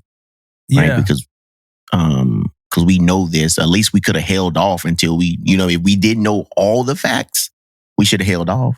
Because this is nothing, this is someone that we don't want in Arlington. Right? So we should have held off until we figure out a medium ground on how we're going to do this, because this is crazy. I mean, ain't like you said, it's the respect factor, and it's a respect factor who is buried at Arlington. You know what I mean? Like the people who are buried there right now is respected. Veterans, and we can go on and on. But we got a guy here that then raped, murdered, sexual assault, harassed, every freaking thing you can name. He done it, and he's buried at Arlington. That's crazy. Did you read the story? I read some of it. I read the beginning. I ain't read it all though. So I'm gonna read a little bit of it. So her name was Harrington. That was her last name, Harrington, I want to say. So it says Harrington, just 27 at the time of her death, had complained to Navy superiors about Charleborough's intimidating behavior when the two served together in a Virginia Beach unit. The 34-year-old officer was allowed to complete his term of service and leave the Navy. But in 1991, so when they served together, he was doing some crazy shit. Yeah. Right? She complained about him. I don't know what happened because there's no story there, but it looks like not a lot happened. It says in 91, after he left the Navy, he kidnapped her from her home, bringing her to his own house where he and an accomplice raped and tortured her.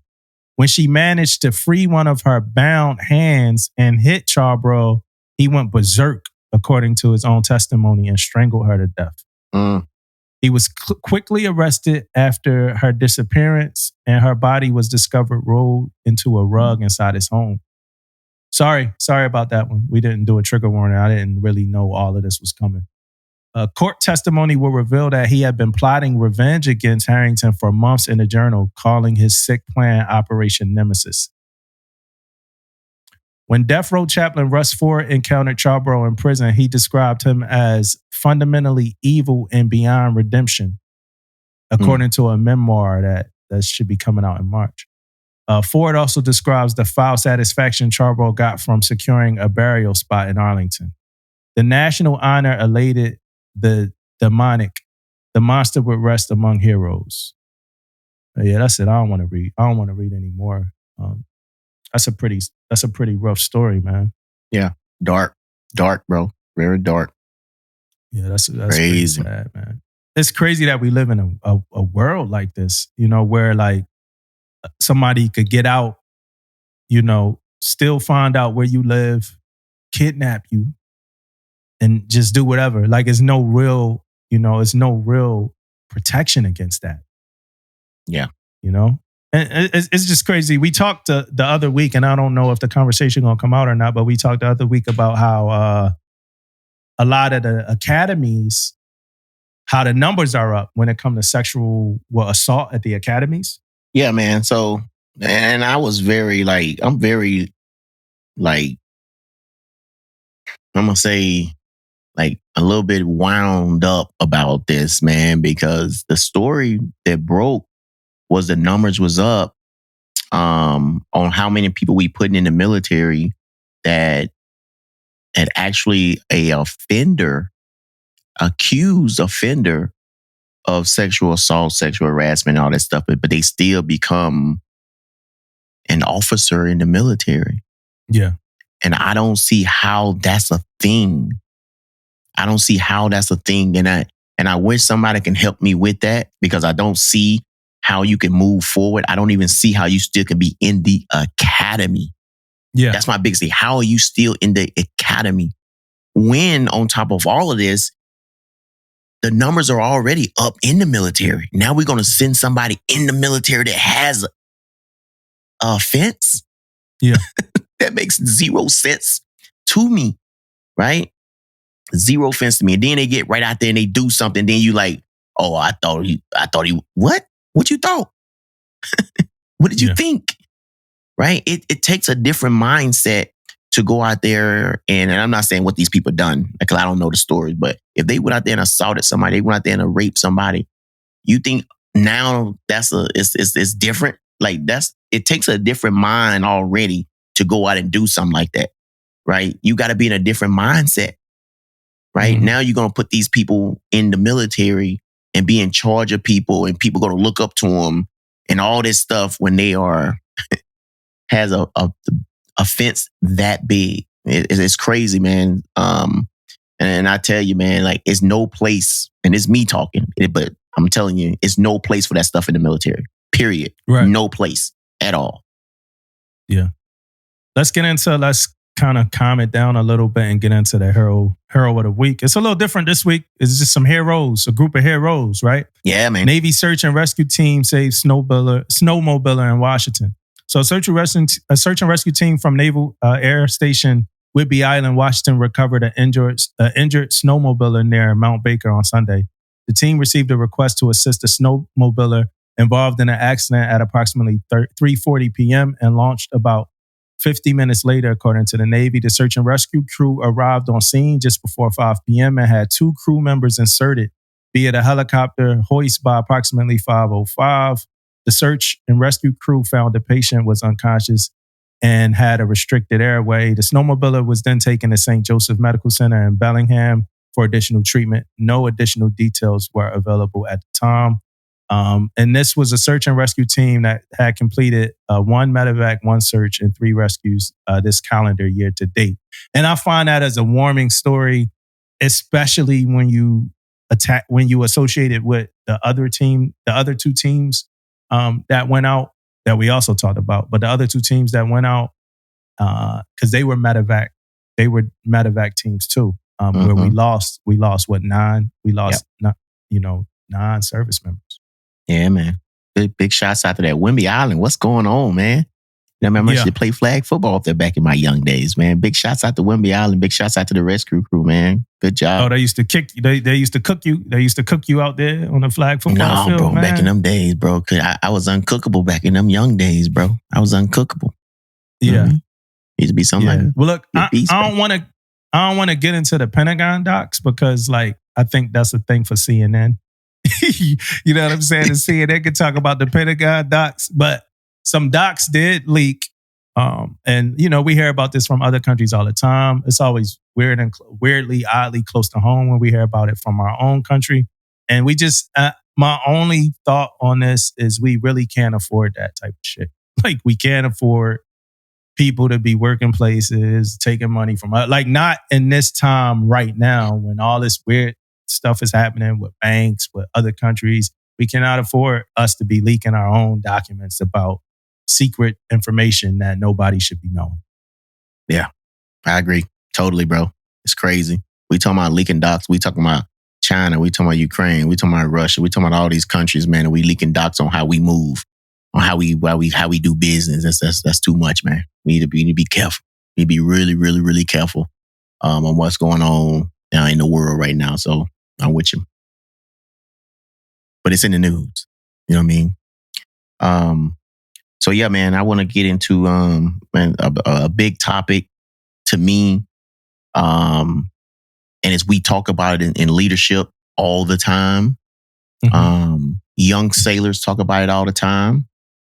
And it's about prioritizing, man. Prioritizing, right?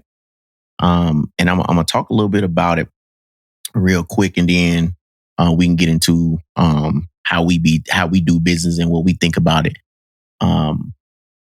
But it's important to me because it's important to sailors.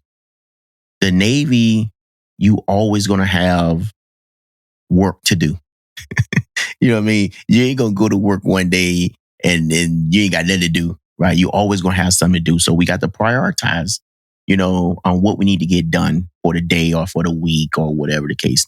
Why this is important, is because if you don't know what's important in your job description or what you're doing, you're doing a disjustice to everybody, especially as a leader.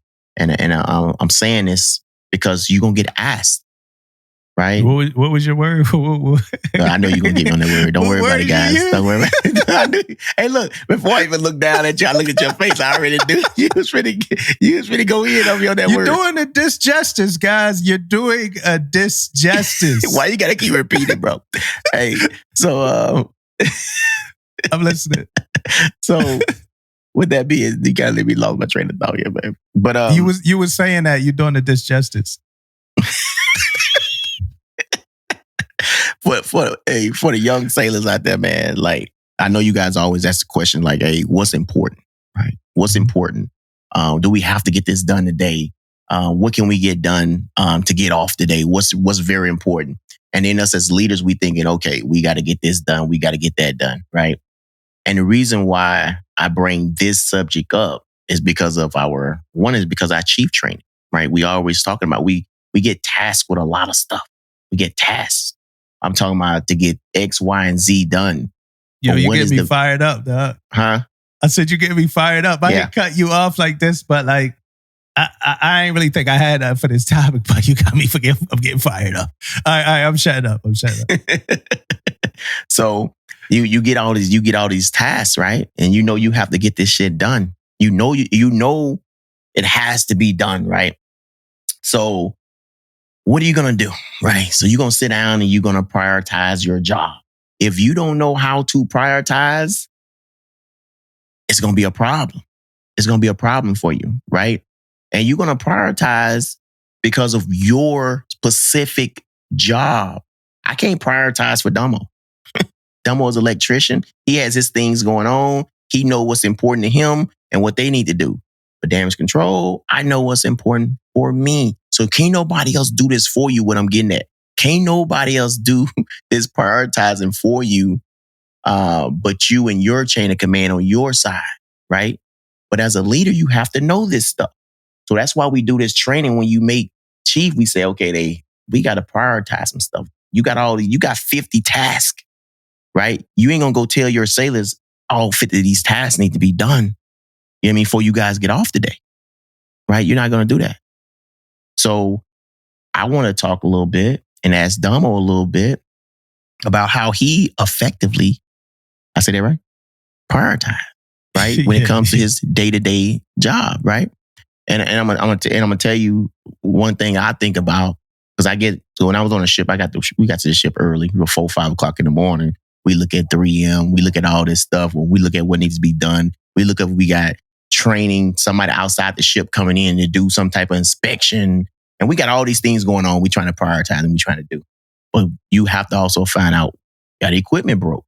You got this done. What's important to you? So Demo, my question to you, it's about prioritizing and about a little bit about, when we give a little bit of training to the young, up and coming chiefs by prioritizing. First off, did y'all hear Damon say he got to the ship before 5 o'clock in the morning and went to the computer and started looking at maintenance and all those things? What you gonna do? Listen, y'all. Listen, that's the difference, y'all. That's the difference. He approaching that thing like Jerome Bettis, like Kobe Bryant, man. Before 5. My man is in the shop. Coveralls on. Damn right. He done already got food from the galley because he cool with the cooks. He in that bitch before 5 o'clock. Hey, it could have been because I ain't had no parking spots, bro. Before 5, he done logged in. The inbox is clear already before 5. You LPOs coming in at 8 o'clock, 7:45 don't stand a chance. when you approaching Damon. He is ready for whatever you got.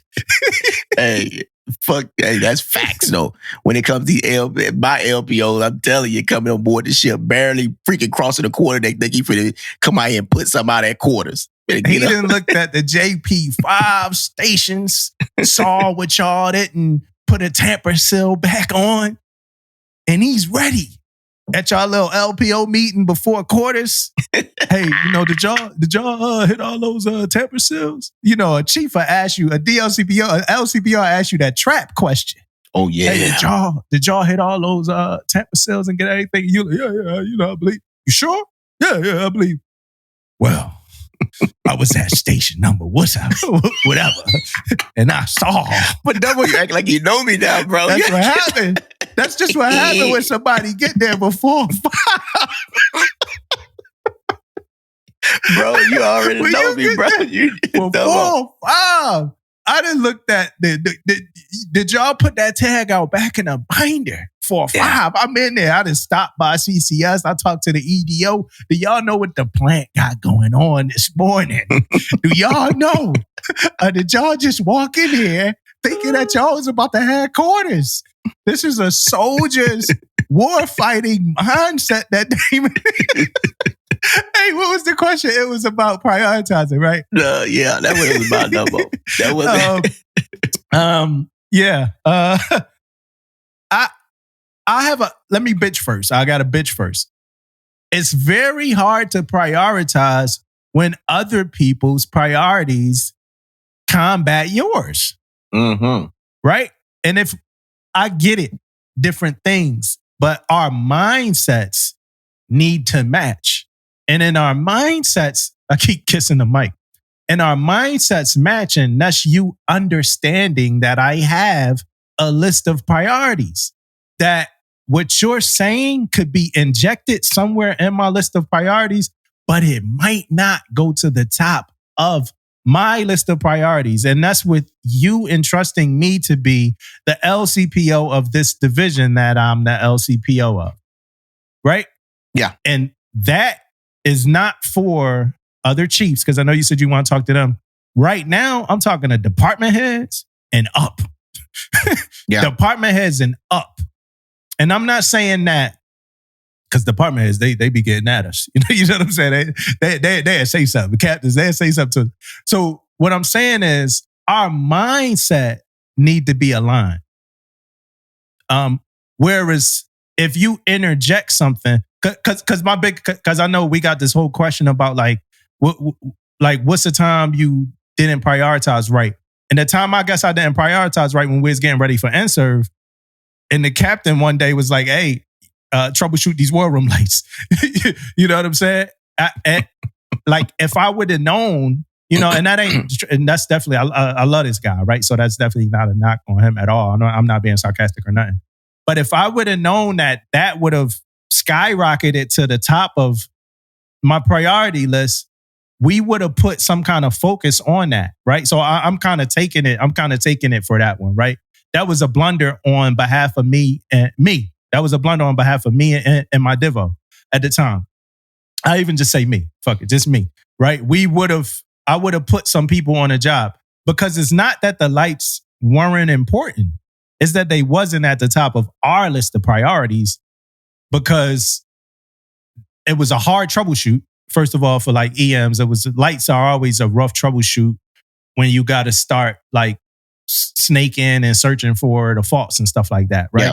All we were supposed to be doing was switching from the regulars to the LEDs, but we start losing different sections of lights or whatever like that. And then one day the CO had enough of it and was like, "Hey, y'all gonna fix these lights before y'all leave the ship."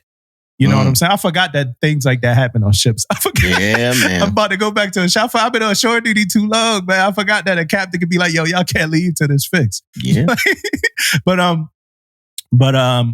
the way that it's very how specific you want to get when you want to talk about priorities, though. Well, you bring up your point you made that I also want to hit on is the fact of your job description is way different than mine too. Yeah, I have people that come in and dictates what I do and in a way that I have to talk to other divisions and other stuff, but not as much as you. Because you're an electrician, you all over the freaking ship. So your thing is a little bit different when it comes to stuff like that. People really can get at you, and you really have to talk to people a lot, especially because you could take down power here and all this stuff all over the ship. Mine is a little bit different. But like fire main and things like that, if I take down, I have to talk to other people. The Pacific, I want to get into, man, is more like you said all the time. Like, I just want to talk a little bit about the way you prioritize and the way you do it. I want you to talk a little bit about it because I know it can help people. And also, have you been in a situation where it didn't work out when you was trying to prioritize, which you just gave me about the lights? That situation. But like rack lights, for all the sellers out there with bad rack lights and rack receptacles, right? Y'all might already know this, but I'm going to go ahead and confirm it. It's not at the highest of the priority list, right? Now, what I will say about rack lights, the way I operate it, we cared a whole lot about rack lights because we care about sellers, right? And we care about their comfortability when they're in that rack. However, on a DDG, the tag out rack lights is not always the easiest thing to tag out. You know what I'm saying? Because it might be attached to like something else. It might be attached to a fuse panel that has like combat systems equipment and stuff like that. So it's hard to tag out rack lights sometime.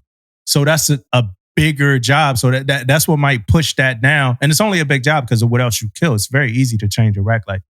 But what else you kill kind of changes that. And it's multiple sources of power that goes to these things. So rack lights, and that might sound real confusing, but rack lights, they're not like at the highest on the list, but they're always on the list of things. I used to like, it'd be like every week, like, yo, let's hit. You know, sometimes you get up to like 7 or 8 rack lights out at the same time on DDG. So every week it's like, hey, let's hit the rack lights. Yeah, your duty, like, yo, duty EM or whoever. Like, I need somebody to hit the rack lights.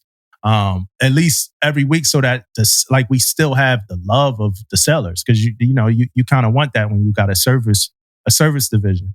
But PMS is always at the top of the priority list, right? Planning for like PMS and maintenance and stuff like that is always at the top of the priority list. It's kind of when because I think I don't know if that's how specific you want me to be or not, but what my job is also hard because other people priorities, right? So like, and it might not be like for like us as an EM. I think the highest thing on my priority list outside of like issues with like load centers and stuff like that would be like if some equipment that had to do with combat systems went down. So if some ventilation that had to do with combat systems went down, that's higher on my priority list than anything from supply. Yeah. Right? Like anything, the Pulper, the Dragon, anything from supply is lower than ventilation for some combat systems equipment. That's just how it works.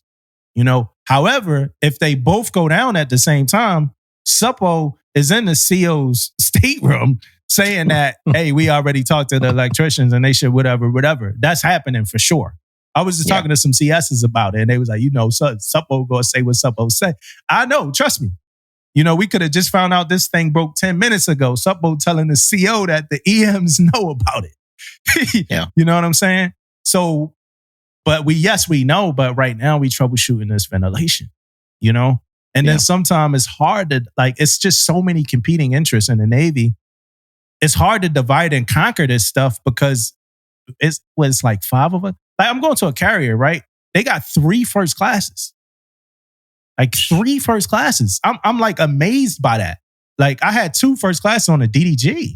It's 3 first classes on this carrier. You're going to have to go look at those numbers. Time you get there, you're going to have to dial up fleet temps on the numbers of carriers. The numbers janky, they gotta have more than 3.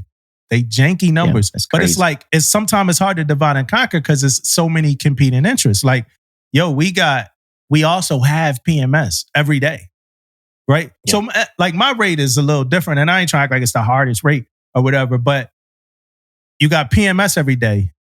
You're going to be a part of something, some drill. I remember, man, like begging to get like a maintenance day, like just to like, because the drills and stuff, they just break the tone of like getting work done.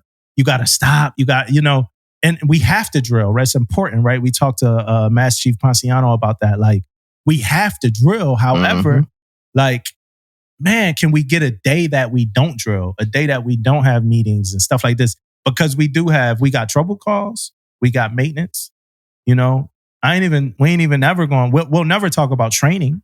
Yeah. You know what I mean? We never going to talk about training. So for me, it's not the easiest to prioritize for any EM. And it's crazy because you want to like, and I feel like I'm just talking to my division right now, but you talk to your division all the time and, y'all want to have something solid, but like every week about 3 things could come that could completely shift your priority list as an EM that I've seen. Yeah. Like, it's not like the number one thing on your priority list is the scullery, dishwasher, and then like the ventilation and zone, whatever go down. And like your first class is like, well, chief, or well, senior chief, I thought we was worried about the dragon. Like, no, we're not anymore. like we need to fix this ventilation or whatever, and then like you might get a junior seller that don't really understand like what that means. And they may be like, well, why are things changing? It's like things changing because like a more major piece of equipment went down, and meanwhile, we still got to get maintenance done. Yeah. So am I answering your question? No, you did. And you actually made my point that I was trying to make, bro. So my point was this, man, about prioritizing. And I asked who can do it better and all that stuff. First off, it ain't about who can do it better. It's about doing it, right? Prioritizing things. So it really wasn't about who can do it better, right? And the other thing about situationals and man hours and all this, and Dumbo made my point for me that I was really trying to make was priorities change all the time. And all the stories Dumbo just said at the end of at the end was what I'm getting at. Up the chain of command, you got to know that priorities change. Down the chain of command for the young sailors, you got to know priorities change all the time. And my situation is I had a 6-inch valve that I had to change out. And I told the chain of command, this valve probably going to take me about an hour, 2 hours, depending on the tag out and how the leakage and all this stuff works. Man, that valve had us in about 8 hours, bro.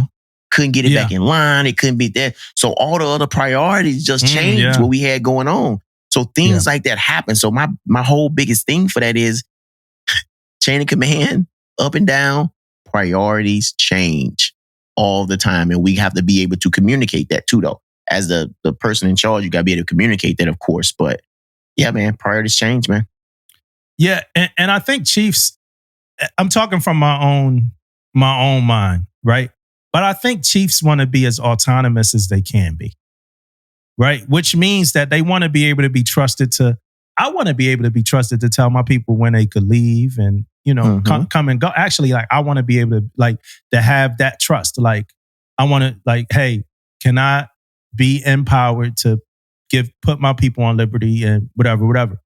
And I ain't talking about like special liberty. I'm talking about just, hey, tell them when they could go home, stuff like that. Right. Yep. So I think we want to be entrusted to be able to do that stuff, which also makes me feel like we want to be able to be entrusted that that if we're at work, we got some shit going on, right? It's some work going on. We got our people actively employed. We have a list of priorities and we're working it, right? Yeah. Then we do meetings and we got 8 o'clocks and we do other things where we talk about all of these things. But yes, as a department head or something like that, it might be a day that you're not completely in the loop of what we're specifically doing that one day or in that hour or whatever like that. I don't think that's a bad thing. Like, you don't have to know exactly what we had going on Wednesday, November the 17th or whatever, right? As long as you get a big picture, my big picture items, you understand what's going on like that. The reason why I say that, because it's, to me, what always bothered me, right? And I'm not talking to any body in particular because I love my chains. And I'm not talking about just department heads either. But what always gets me is like not a lot of people ask you, right? And this, my whole career, not a lot of people ask you what you got going on. Mm-hmm. Like a lot of people just come to you with a new damn priority. There's not a lot of people that say, hey, chief, senior, EM1, whatever, whoever. What y'all got going on? What you got going on? You know, then you'll be like, where you want me to start? well, yeah, but now it's like people just, hey, Yeah, they don't. we need you to, what's the name? This what now? Can you check this out? Like, nah. Like, yo, what you got going on?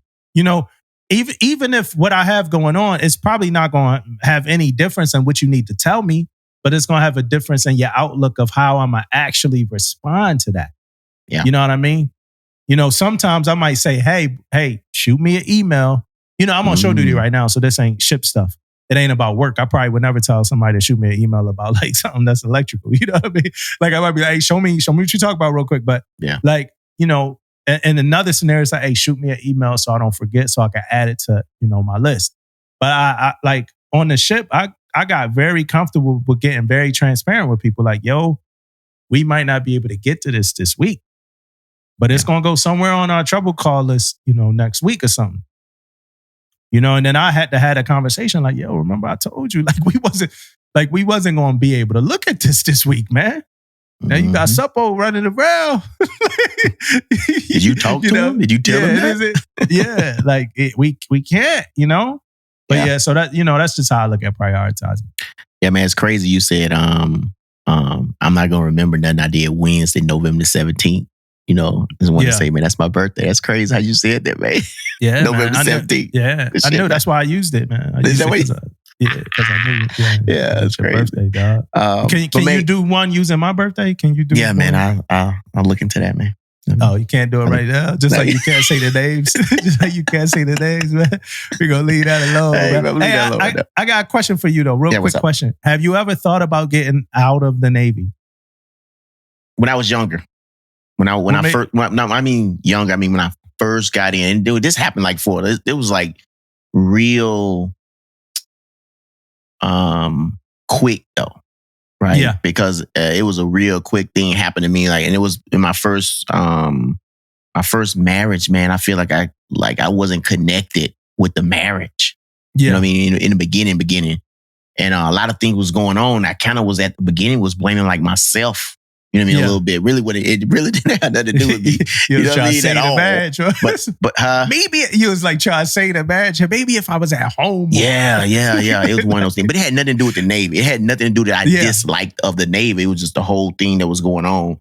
But it was real quick, bro. Like when all that info started coming out, bro. I was like, bye. See you later. You know what I mean? So yeah, that was very, very quick. But other than that, man, I never. Like I got the end of my contract. I mean, I knew I was re-enlisting way before my first contract was up. But it was a point though when I like a year going a year and a half that I was thinking about it, getting out. Yeah. Yeah. I got another quick hit, man. We about to get up out of here for everybody. We ain't go past 2 hours in a while. It's like, damn, Damon and Damo back. Like we go past 2 hours for sure. It's just them two together. We go. No, so I have a theory, right? And I'm going to read what I wrote down. I have a theory that every conversation is not for everyone to have, right? So, and I want to know what your thoughts are about that. So I'm going to get a little bit more into my theory and because it's personal to me. It's personal conversations that I can't have. Like, so certain conversations that got to do with like emotion and things of that nature. And less to do with like being able to put like a comedic spin on it. And it's probably people out there that don't find me funny at all, right? But I look at the world in my life, for instance, through like a comedic point of view, almost everything. Like I could find something funny in almost everything. A lot of times I just don't say the stuff because it's harsh type stuff. You know what I mean? So certain conversations aren't for me. And I know that. Like I know it's certain conversations that I don't have the ability to have with certain people. But I feel like that I know people that can have those conversations. Now, I don't know if that makes me like a outsider or outlier or like someone different, than the group. Or if somebody can help me, because it might be people like, well, you might like, what if you have to have like this job and you got to talk to like this person, you got to do like this person. I still feel like it's resources for everything, but I just don't think like a lot of women have an issue with male chiefs asking women chiefs to correct women on like their uniform and stuff like that, right? That's a whole topic in itself that we won't have without a woman around. So we won't have that with Tish.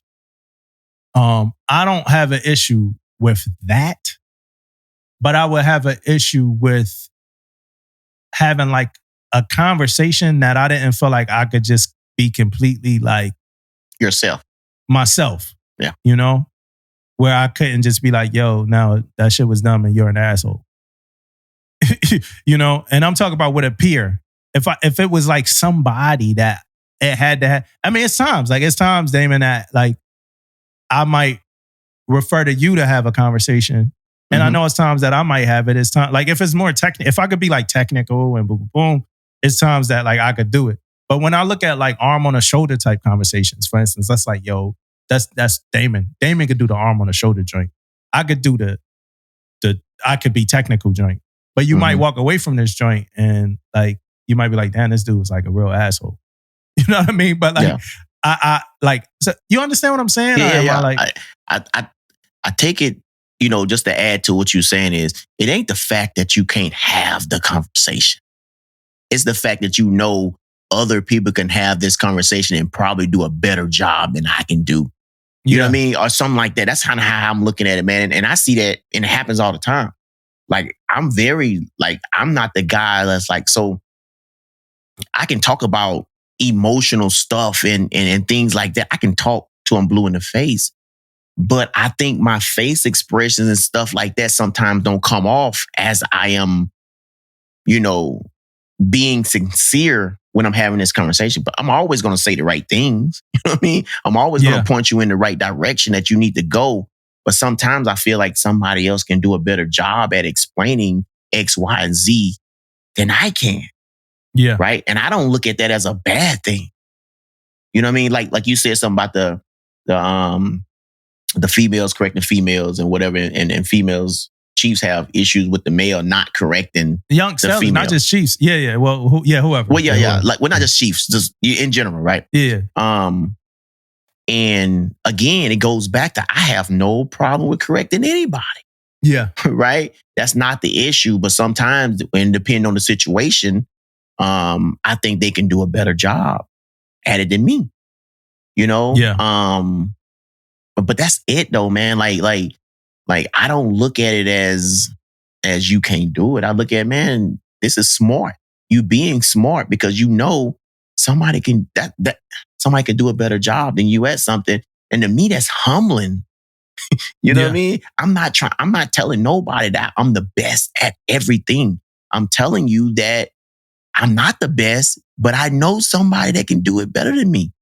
Yeah. So I'm trying to get you the right people, the right help that I think that can help you a little bit better than I can. Yeah. Now, if you don't want that and you want to, you know, let me do me, I can do me. Yeah. You know what I mean? But I just think you'll have it'll be it'll be better for you if they did it or whoever. Yeah, and even with like our own sellers, I know we had that little funny conversation about like if your seller come to you with somebody else, but even with like our own sellers, I know it's been times you come to me like, yo, EM1, talk to me, and I'll be like, yo, I'm glad. Yeah, you know, I'm glad he those your exact words. Yeah, I'm glad he did. You know, because he able to get it off with somebody, or she's able to get it off with somebody, something that they might not be able to. You know, because depending on your relationship, is different. You know, conversation that people want to have with you. And that doesn't have anything to do with respect. You know, that just got more, in my opinion, that got more to do with relationship. So it's like certain conversations that like you won't want to have with your parents that you could have with somebody else's parent. Yeah. You know what I mean? It don't mean that you love your parent less or, you know, don't respect them, but it's certain things you just don't want your parent to really have the transparency, you know, about, you know?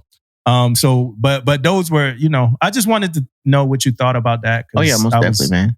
Hey, before we get into your, I think you get in the book of the week.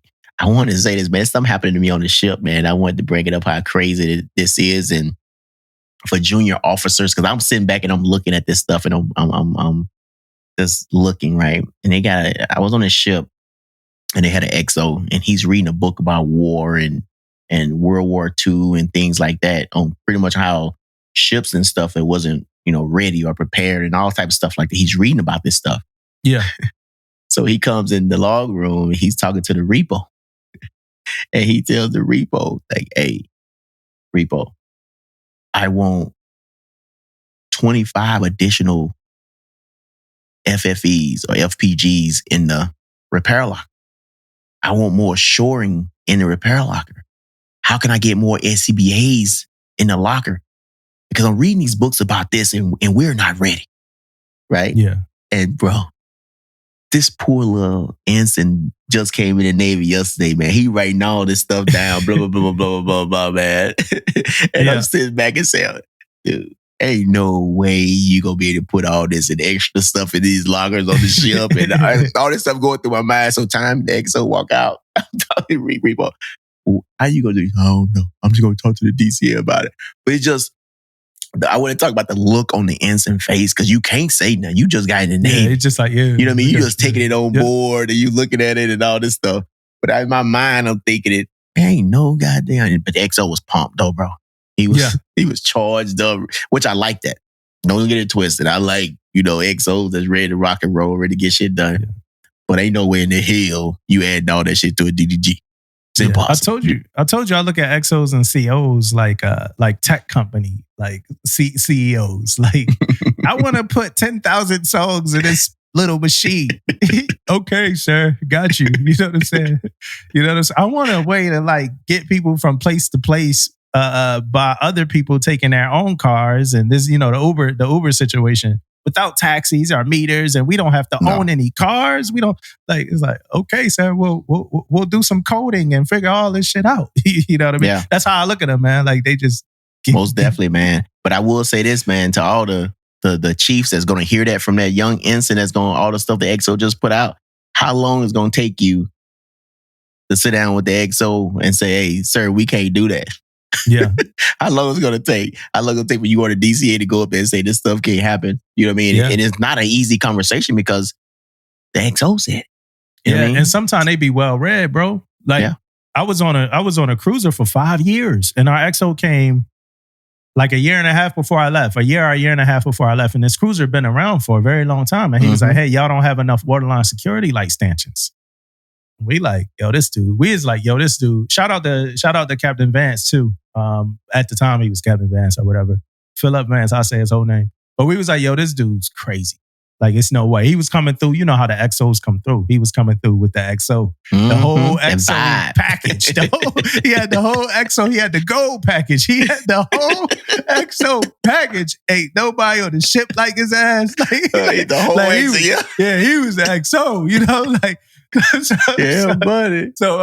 So he came through. He like, y'all need more, and it was finally our turn. Everybody had their turn with him. It was finally, because, we thinking we great. We EMs, he got this, that. What is he going to pull out his ass on us?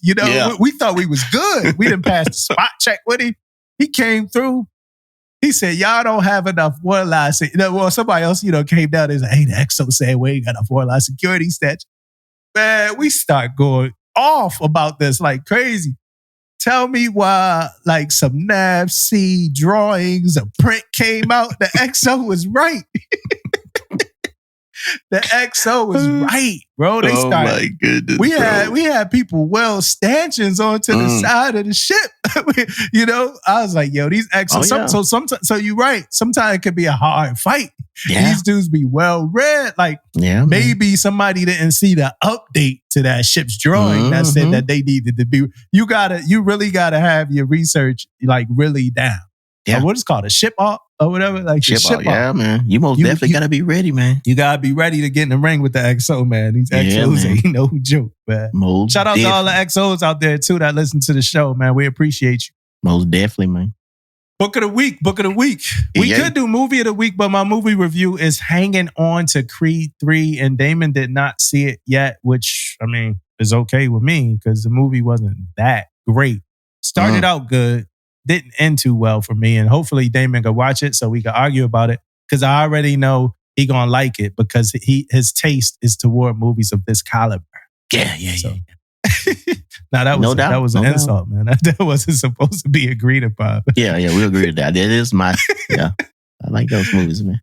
Yeah. I can't wait till you watch it. It's like some key things that I want to argue about. But I'm gonna read my book of the week, right? So if you don't know this, I started a book club this year, and this book that I'm about to talk about is the first book of our book club. I'm not gonna talk too long about it because we got like a book club discussion coming soon about this book, right? So this is the first month of the book, but I finished this book, man, probably by like day 4 or 5 of the month. Have you? And Damon is in the book club. Damon, did you finish the book already? No, I'm in chapter 9 though. So I'm getting there. I'm almost done. Yo, so this book is called, I Don't Want to Talk About It, Overcoming the Secret Legacy of Male Depression by Terrence Real. I'll start off by saying this. Buy the book. If you listening to this and you do audiobooks, get the audiobook. If you don't do audiobooks, get the hard copy, get whatever it's called, paperback. If you're a male, buy this damn book. If you're a woman and you want to understand a lot of things that got to do with male psyche and the way men get this book. Everybody should read this book. This book is really good, man. Yeah, really good. You know, no doubt, man. No, I mean, I'm in chapter 9 right now, man, and these stories, bro, is like, I don't know how much about it you want to talk about. I ain't gonna go crazy. I ain't gonna go crazy. Yeah, but I'm here to tell you, man, some of these stories got me thinking about shit that I done been through in my life. I'm like, man, like, is this why I'm like that? You know what I mean? Yeah. I'm like, really no shit in a zone. Like, sometimes I have to go back on this. And I'm going to say this real quick because I know this your thing right here. But I want to tell you this, man. I had to go back and read certain sections already because once I heard something, I zoned out for like 3-4 minutes in that section. Like he said something about, when you was a kid, and then all of a sudden I went back when I was a kid for like 3 or 4 minutes in this book. And I'm like, oh shit, I just skipped. Like I just forgot what he even said for 3-4 minutes because he got me going back in my own mind, in my own head about things, man. I'm like, it's that deep though. No shit. Yeah. So, he was talking about like the dude that was like a sex addict or like just always, and then come to find out he was being sexually, molested or whatever by his older brother or whatever. And the crazy thing that hit me, right? So what I want to say on this is like what really hit me is just his outlook on everything. Cause he was like, now I'm not dealing with this dude and his problem.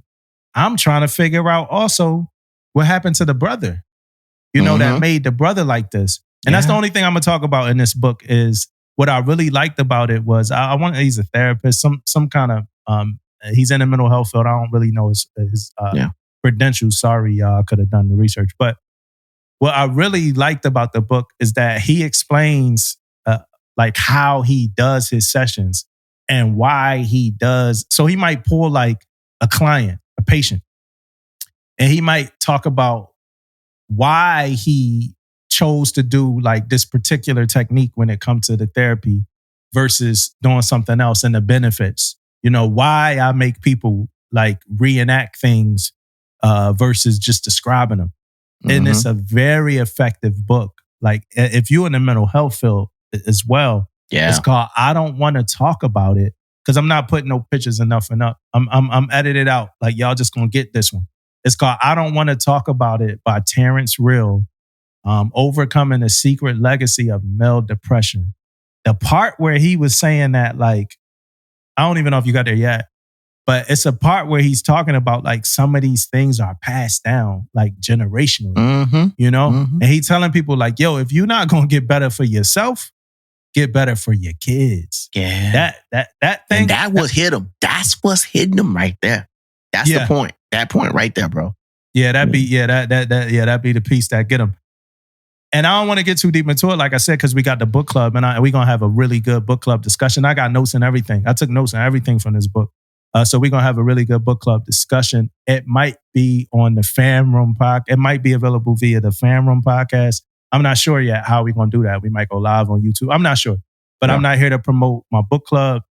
However, if you're interested, holla at me. But I ain't here to promote it.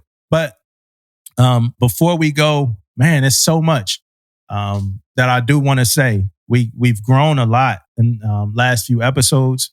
if you're still here right now, we probably should have said this in the beginning, but it's not a podcast that's always going to be guest based, right? Sometimes it's just going to be us. We just going to get on here. We're going to talk about our experience. We go through stuff. We read through nav admins. We do different stuff like that. I know we've had a lot of guests. I know like you've seen clips that's like motivating and things like that. It's not always going to be that. Sometimes it's just going to be us. You know, we're going to just talk. It's natural flow, conversation type stuff. But so if you're a new listener and you were like shocked, there's no guest or nothing like that. Yeah, we don't always have guests. We generally don't.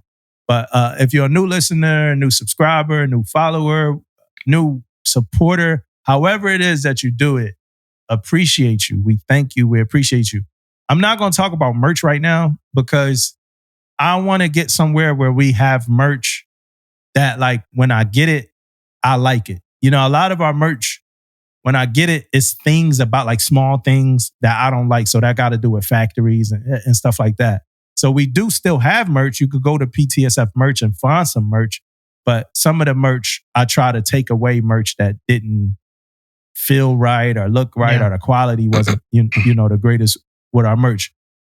This Damo t-shirts, like I said earlier, she and Big Bear. But like I love all of the new support that we have, all the new listeners, all the new YouTube subscribers, everybody everywhere. If they ban us, if they ban TikTok, come to Instagram because we really love y'all. Like y'all communicate. You know, it's starting to feel more and more like a community. You know, so we love and appreciate y'all. Last thing I'm going to shout out before I know Damon give his shout outs. All the military podcasts and all the military people that's out there creating content and spreading this information throughout, especially the people that's doing it like out of a pure heart. If you're just doing shit for followers, I really don't care. You know, you could take that personal if you're just doing shit for followers. But if you're doing this thing out of purity and you really trying to help people and educate people and do stuff like that, hey, shout out, man. Keep going. I'm watching y'all's people, they content. The space is getting bigger as more people here. The content's getting bigger. People asking guests like more direct questions. Guests are coming on being more transparent. Like people not trying to put their anchors on the table or whatever. Like I love that type of stuff. So we appreciate all that. Yeah, man. Most definitely, man. Shouts out to everybody, man. Shouts out to the people who looking at us, man. And man, all the people who posting some on their page about, hey, check out, you know, permission to speak freely. How many people say we are trailblazers, man? All this type of stuff, man. I love all this stuff, but we here for the right reason. I just want you guys to always know that, man. We're not here to make money off this thing or anything like that, man. We are here to put out content, man. The content that matters, right? It matters to us. And we love this, and we love this shit, man. We love reading these nav admin and breaking them down and talking about how either it's trash or not trash or whatever the case may be, man. It's permission to speak freely, man. So that's what we built off of that stuff, man, and trying to make people better also, and not just in the Navy environment. That's what we mostly talk about, but any and everybody, man. Like we love this. We love the interactions and all that stuff, man. So, hey, man, keep supporting, man.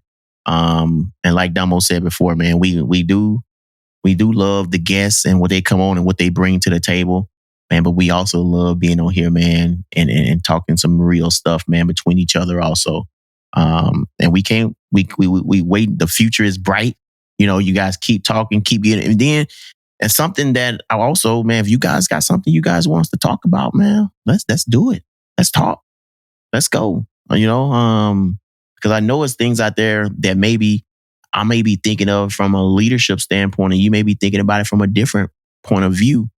But let's talk about it. That's why we got this page. That's why we got this permission to speak freely, because we want to talk from all levels, not just our level, all levels of the game, man. So, like I said, man, hey, thank everybody, man. We love you guys, man, and keep supporting. And you know, Mississippi, what's up, man? Holla at your boy.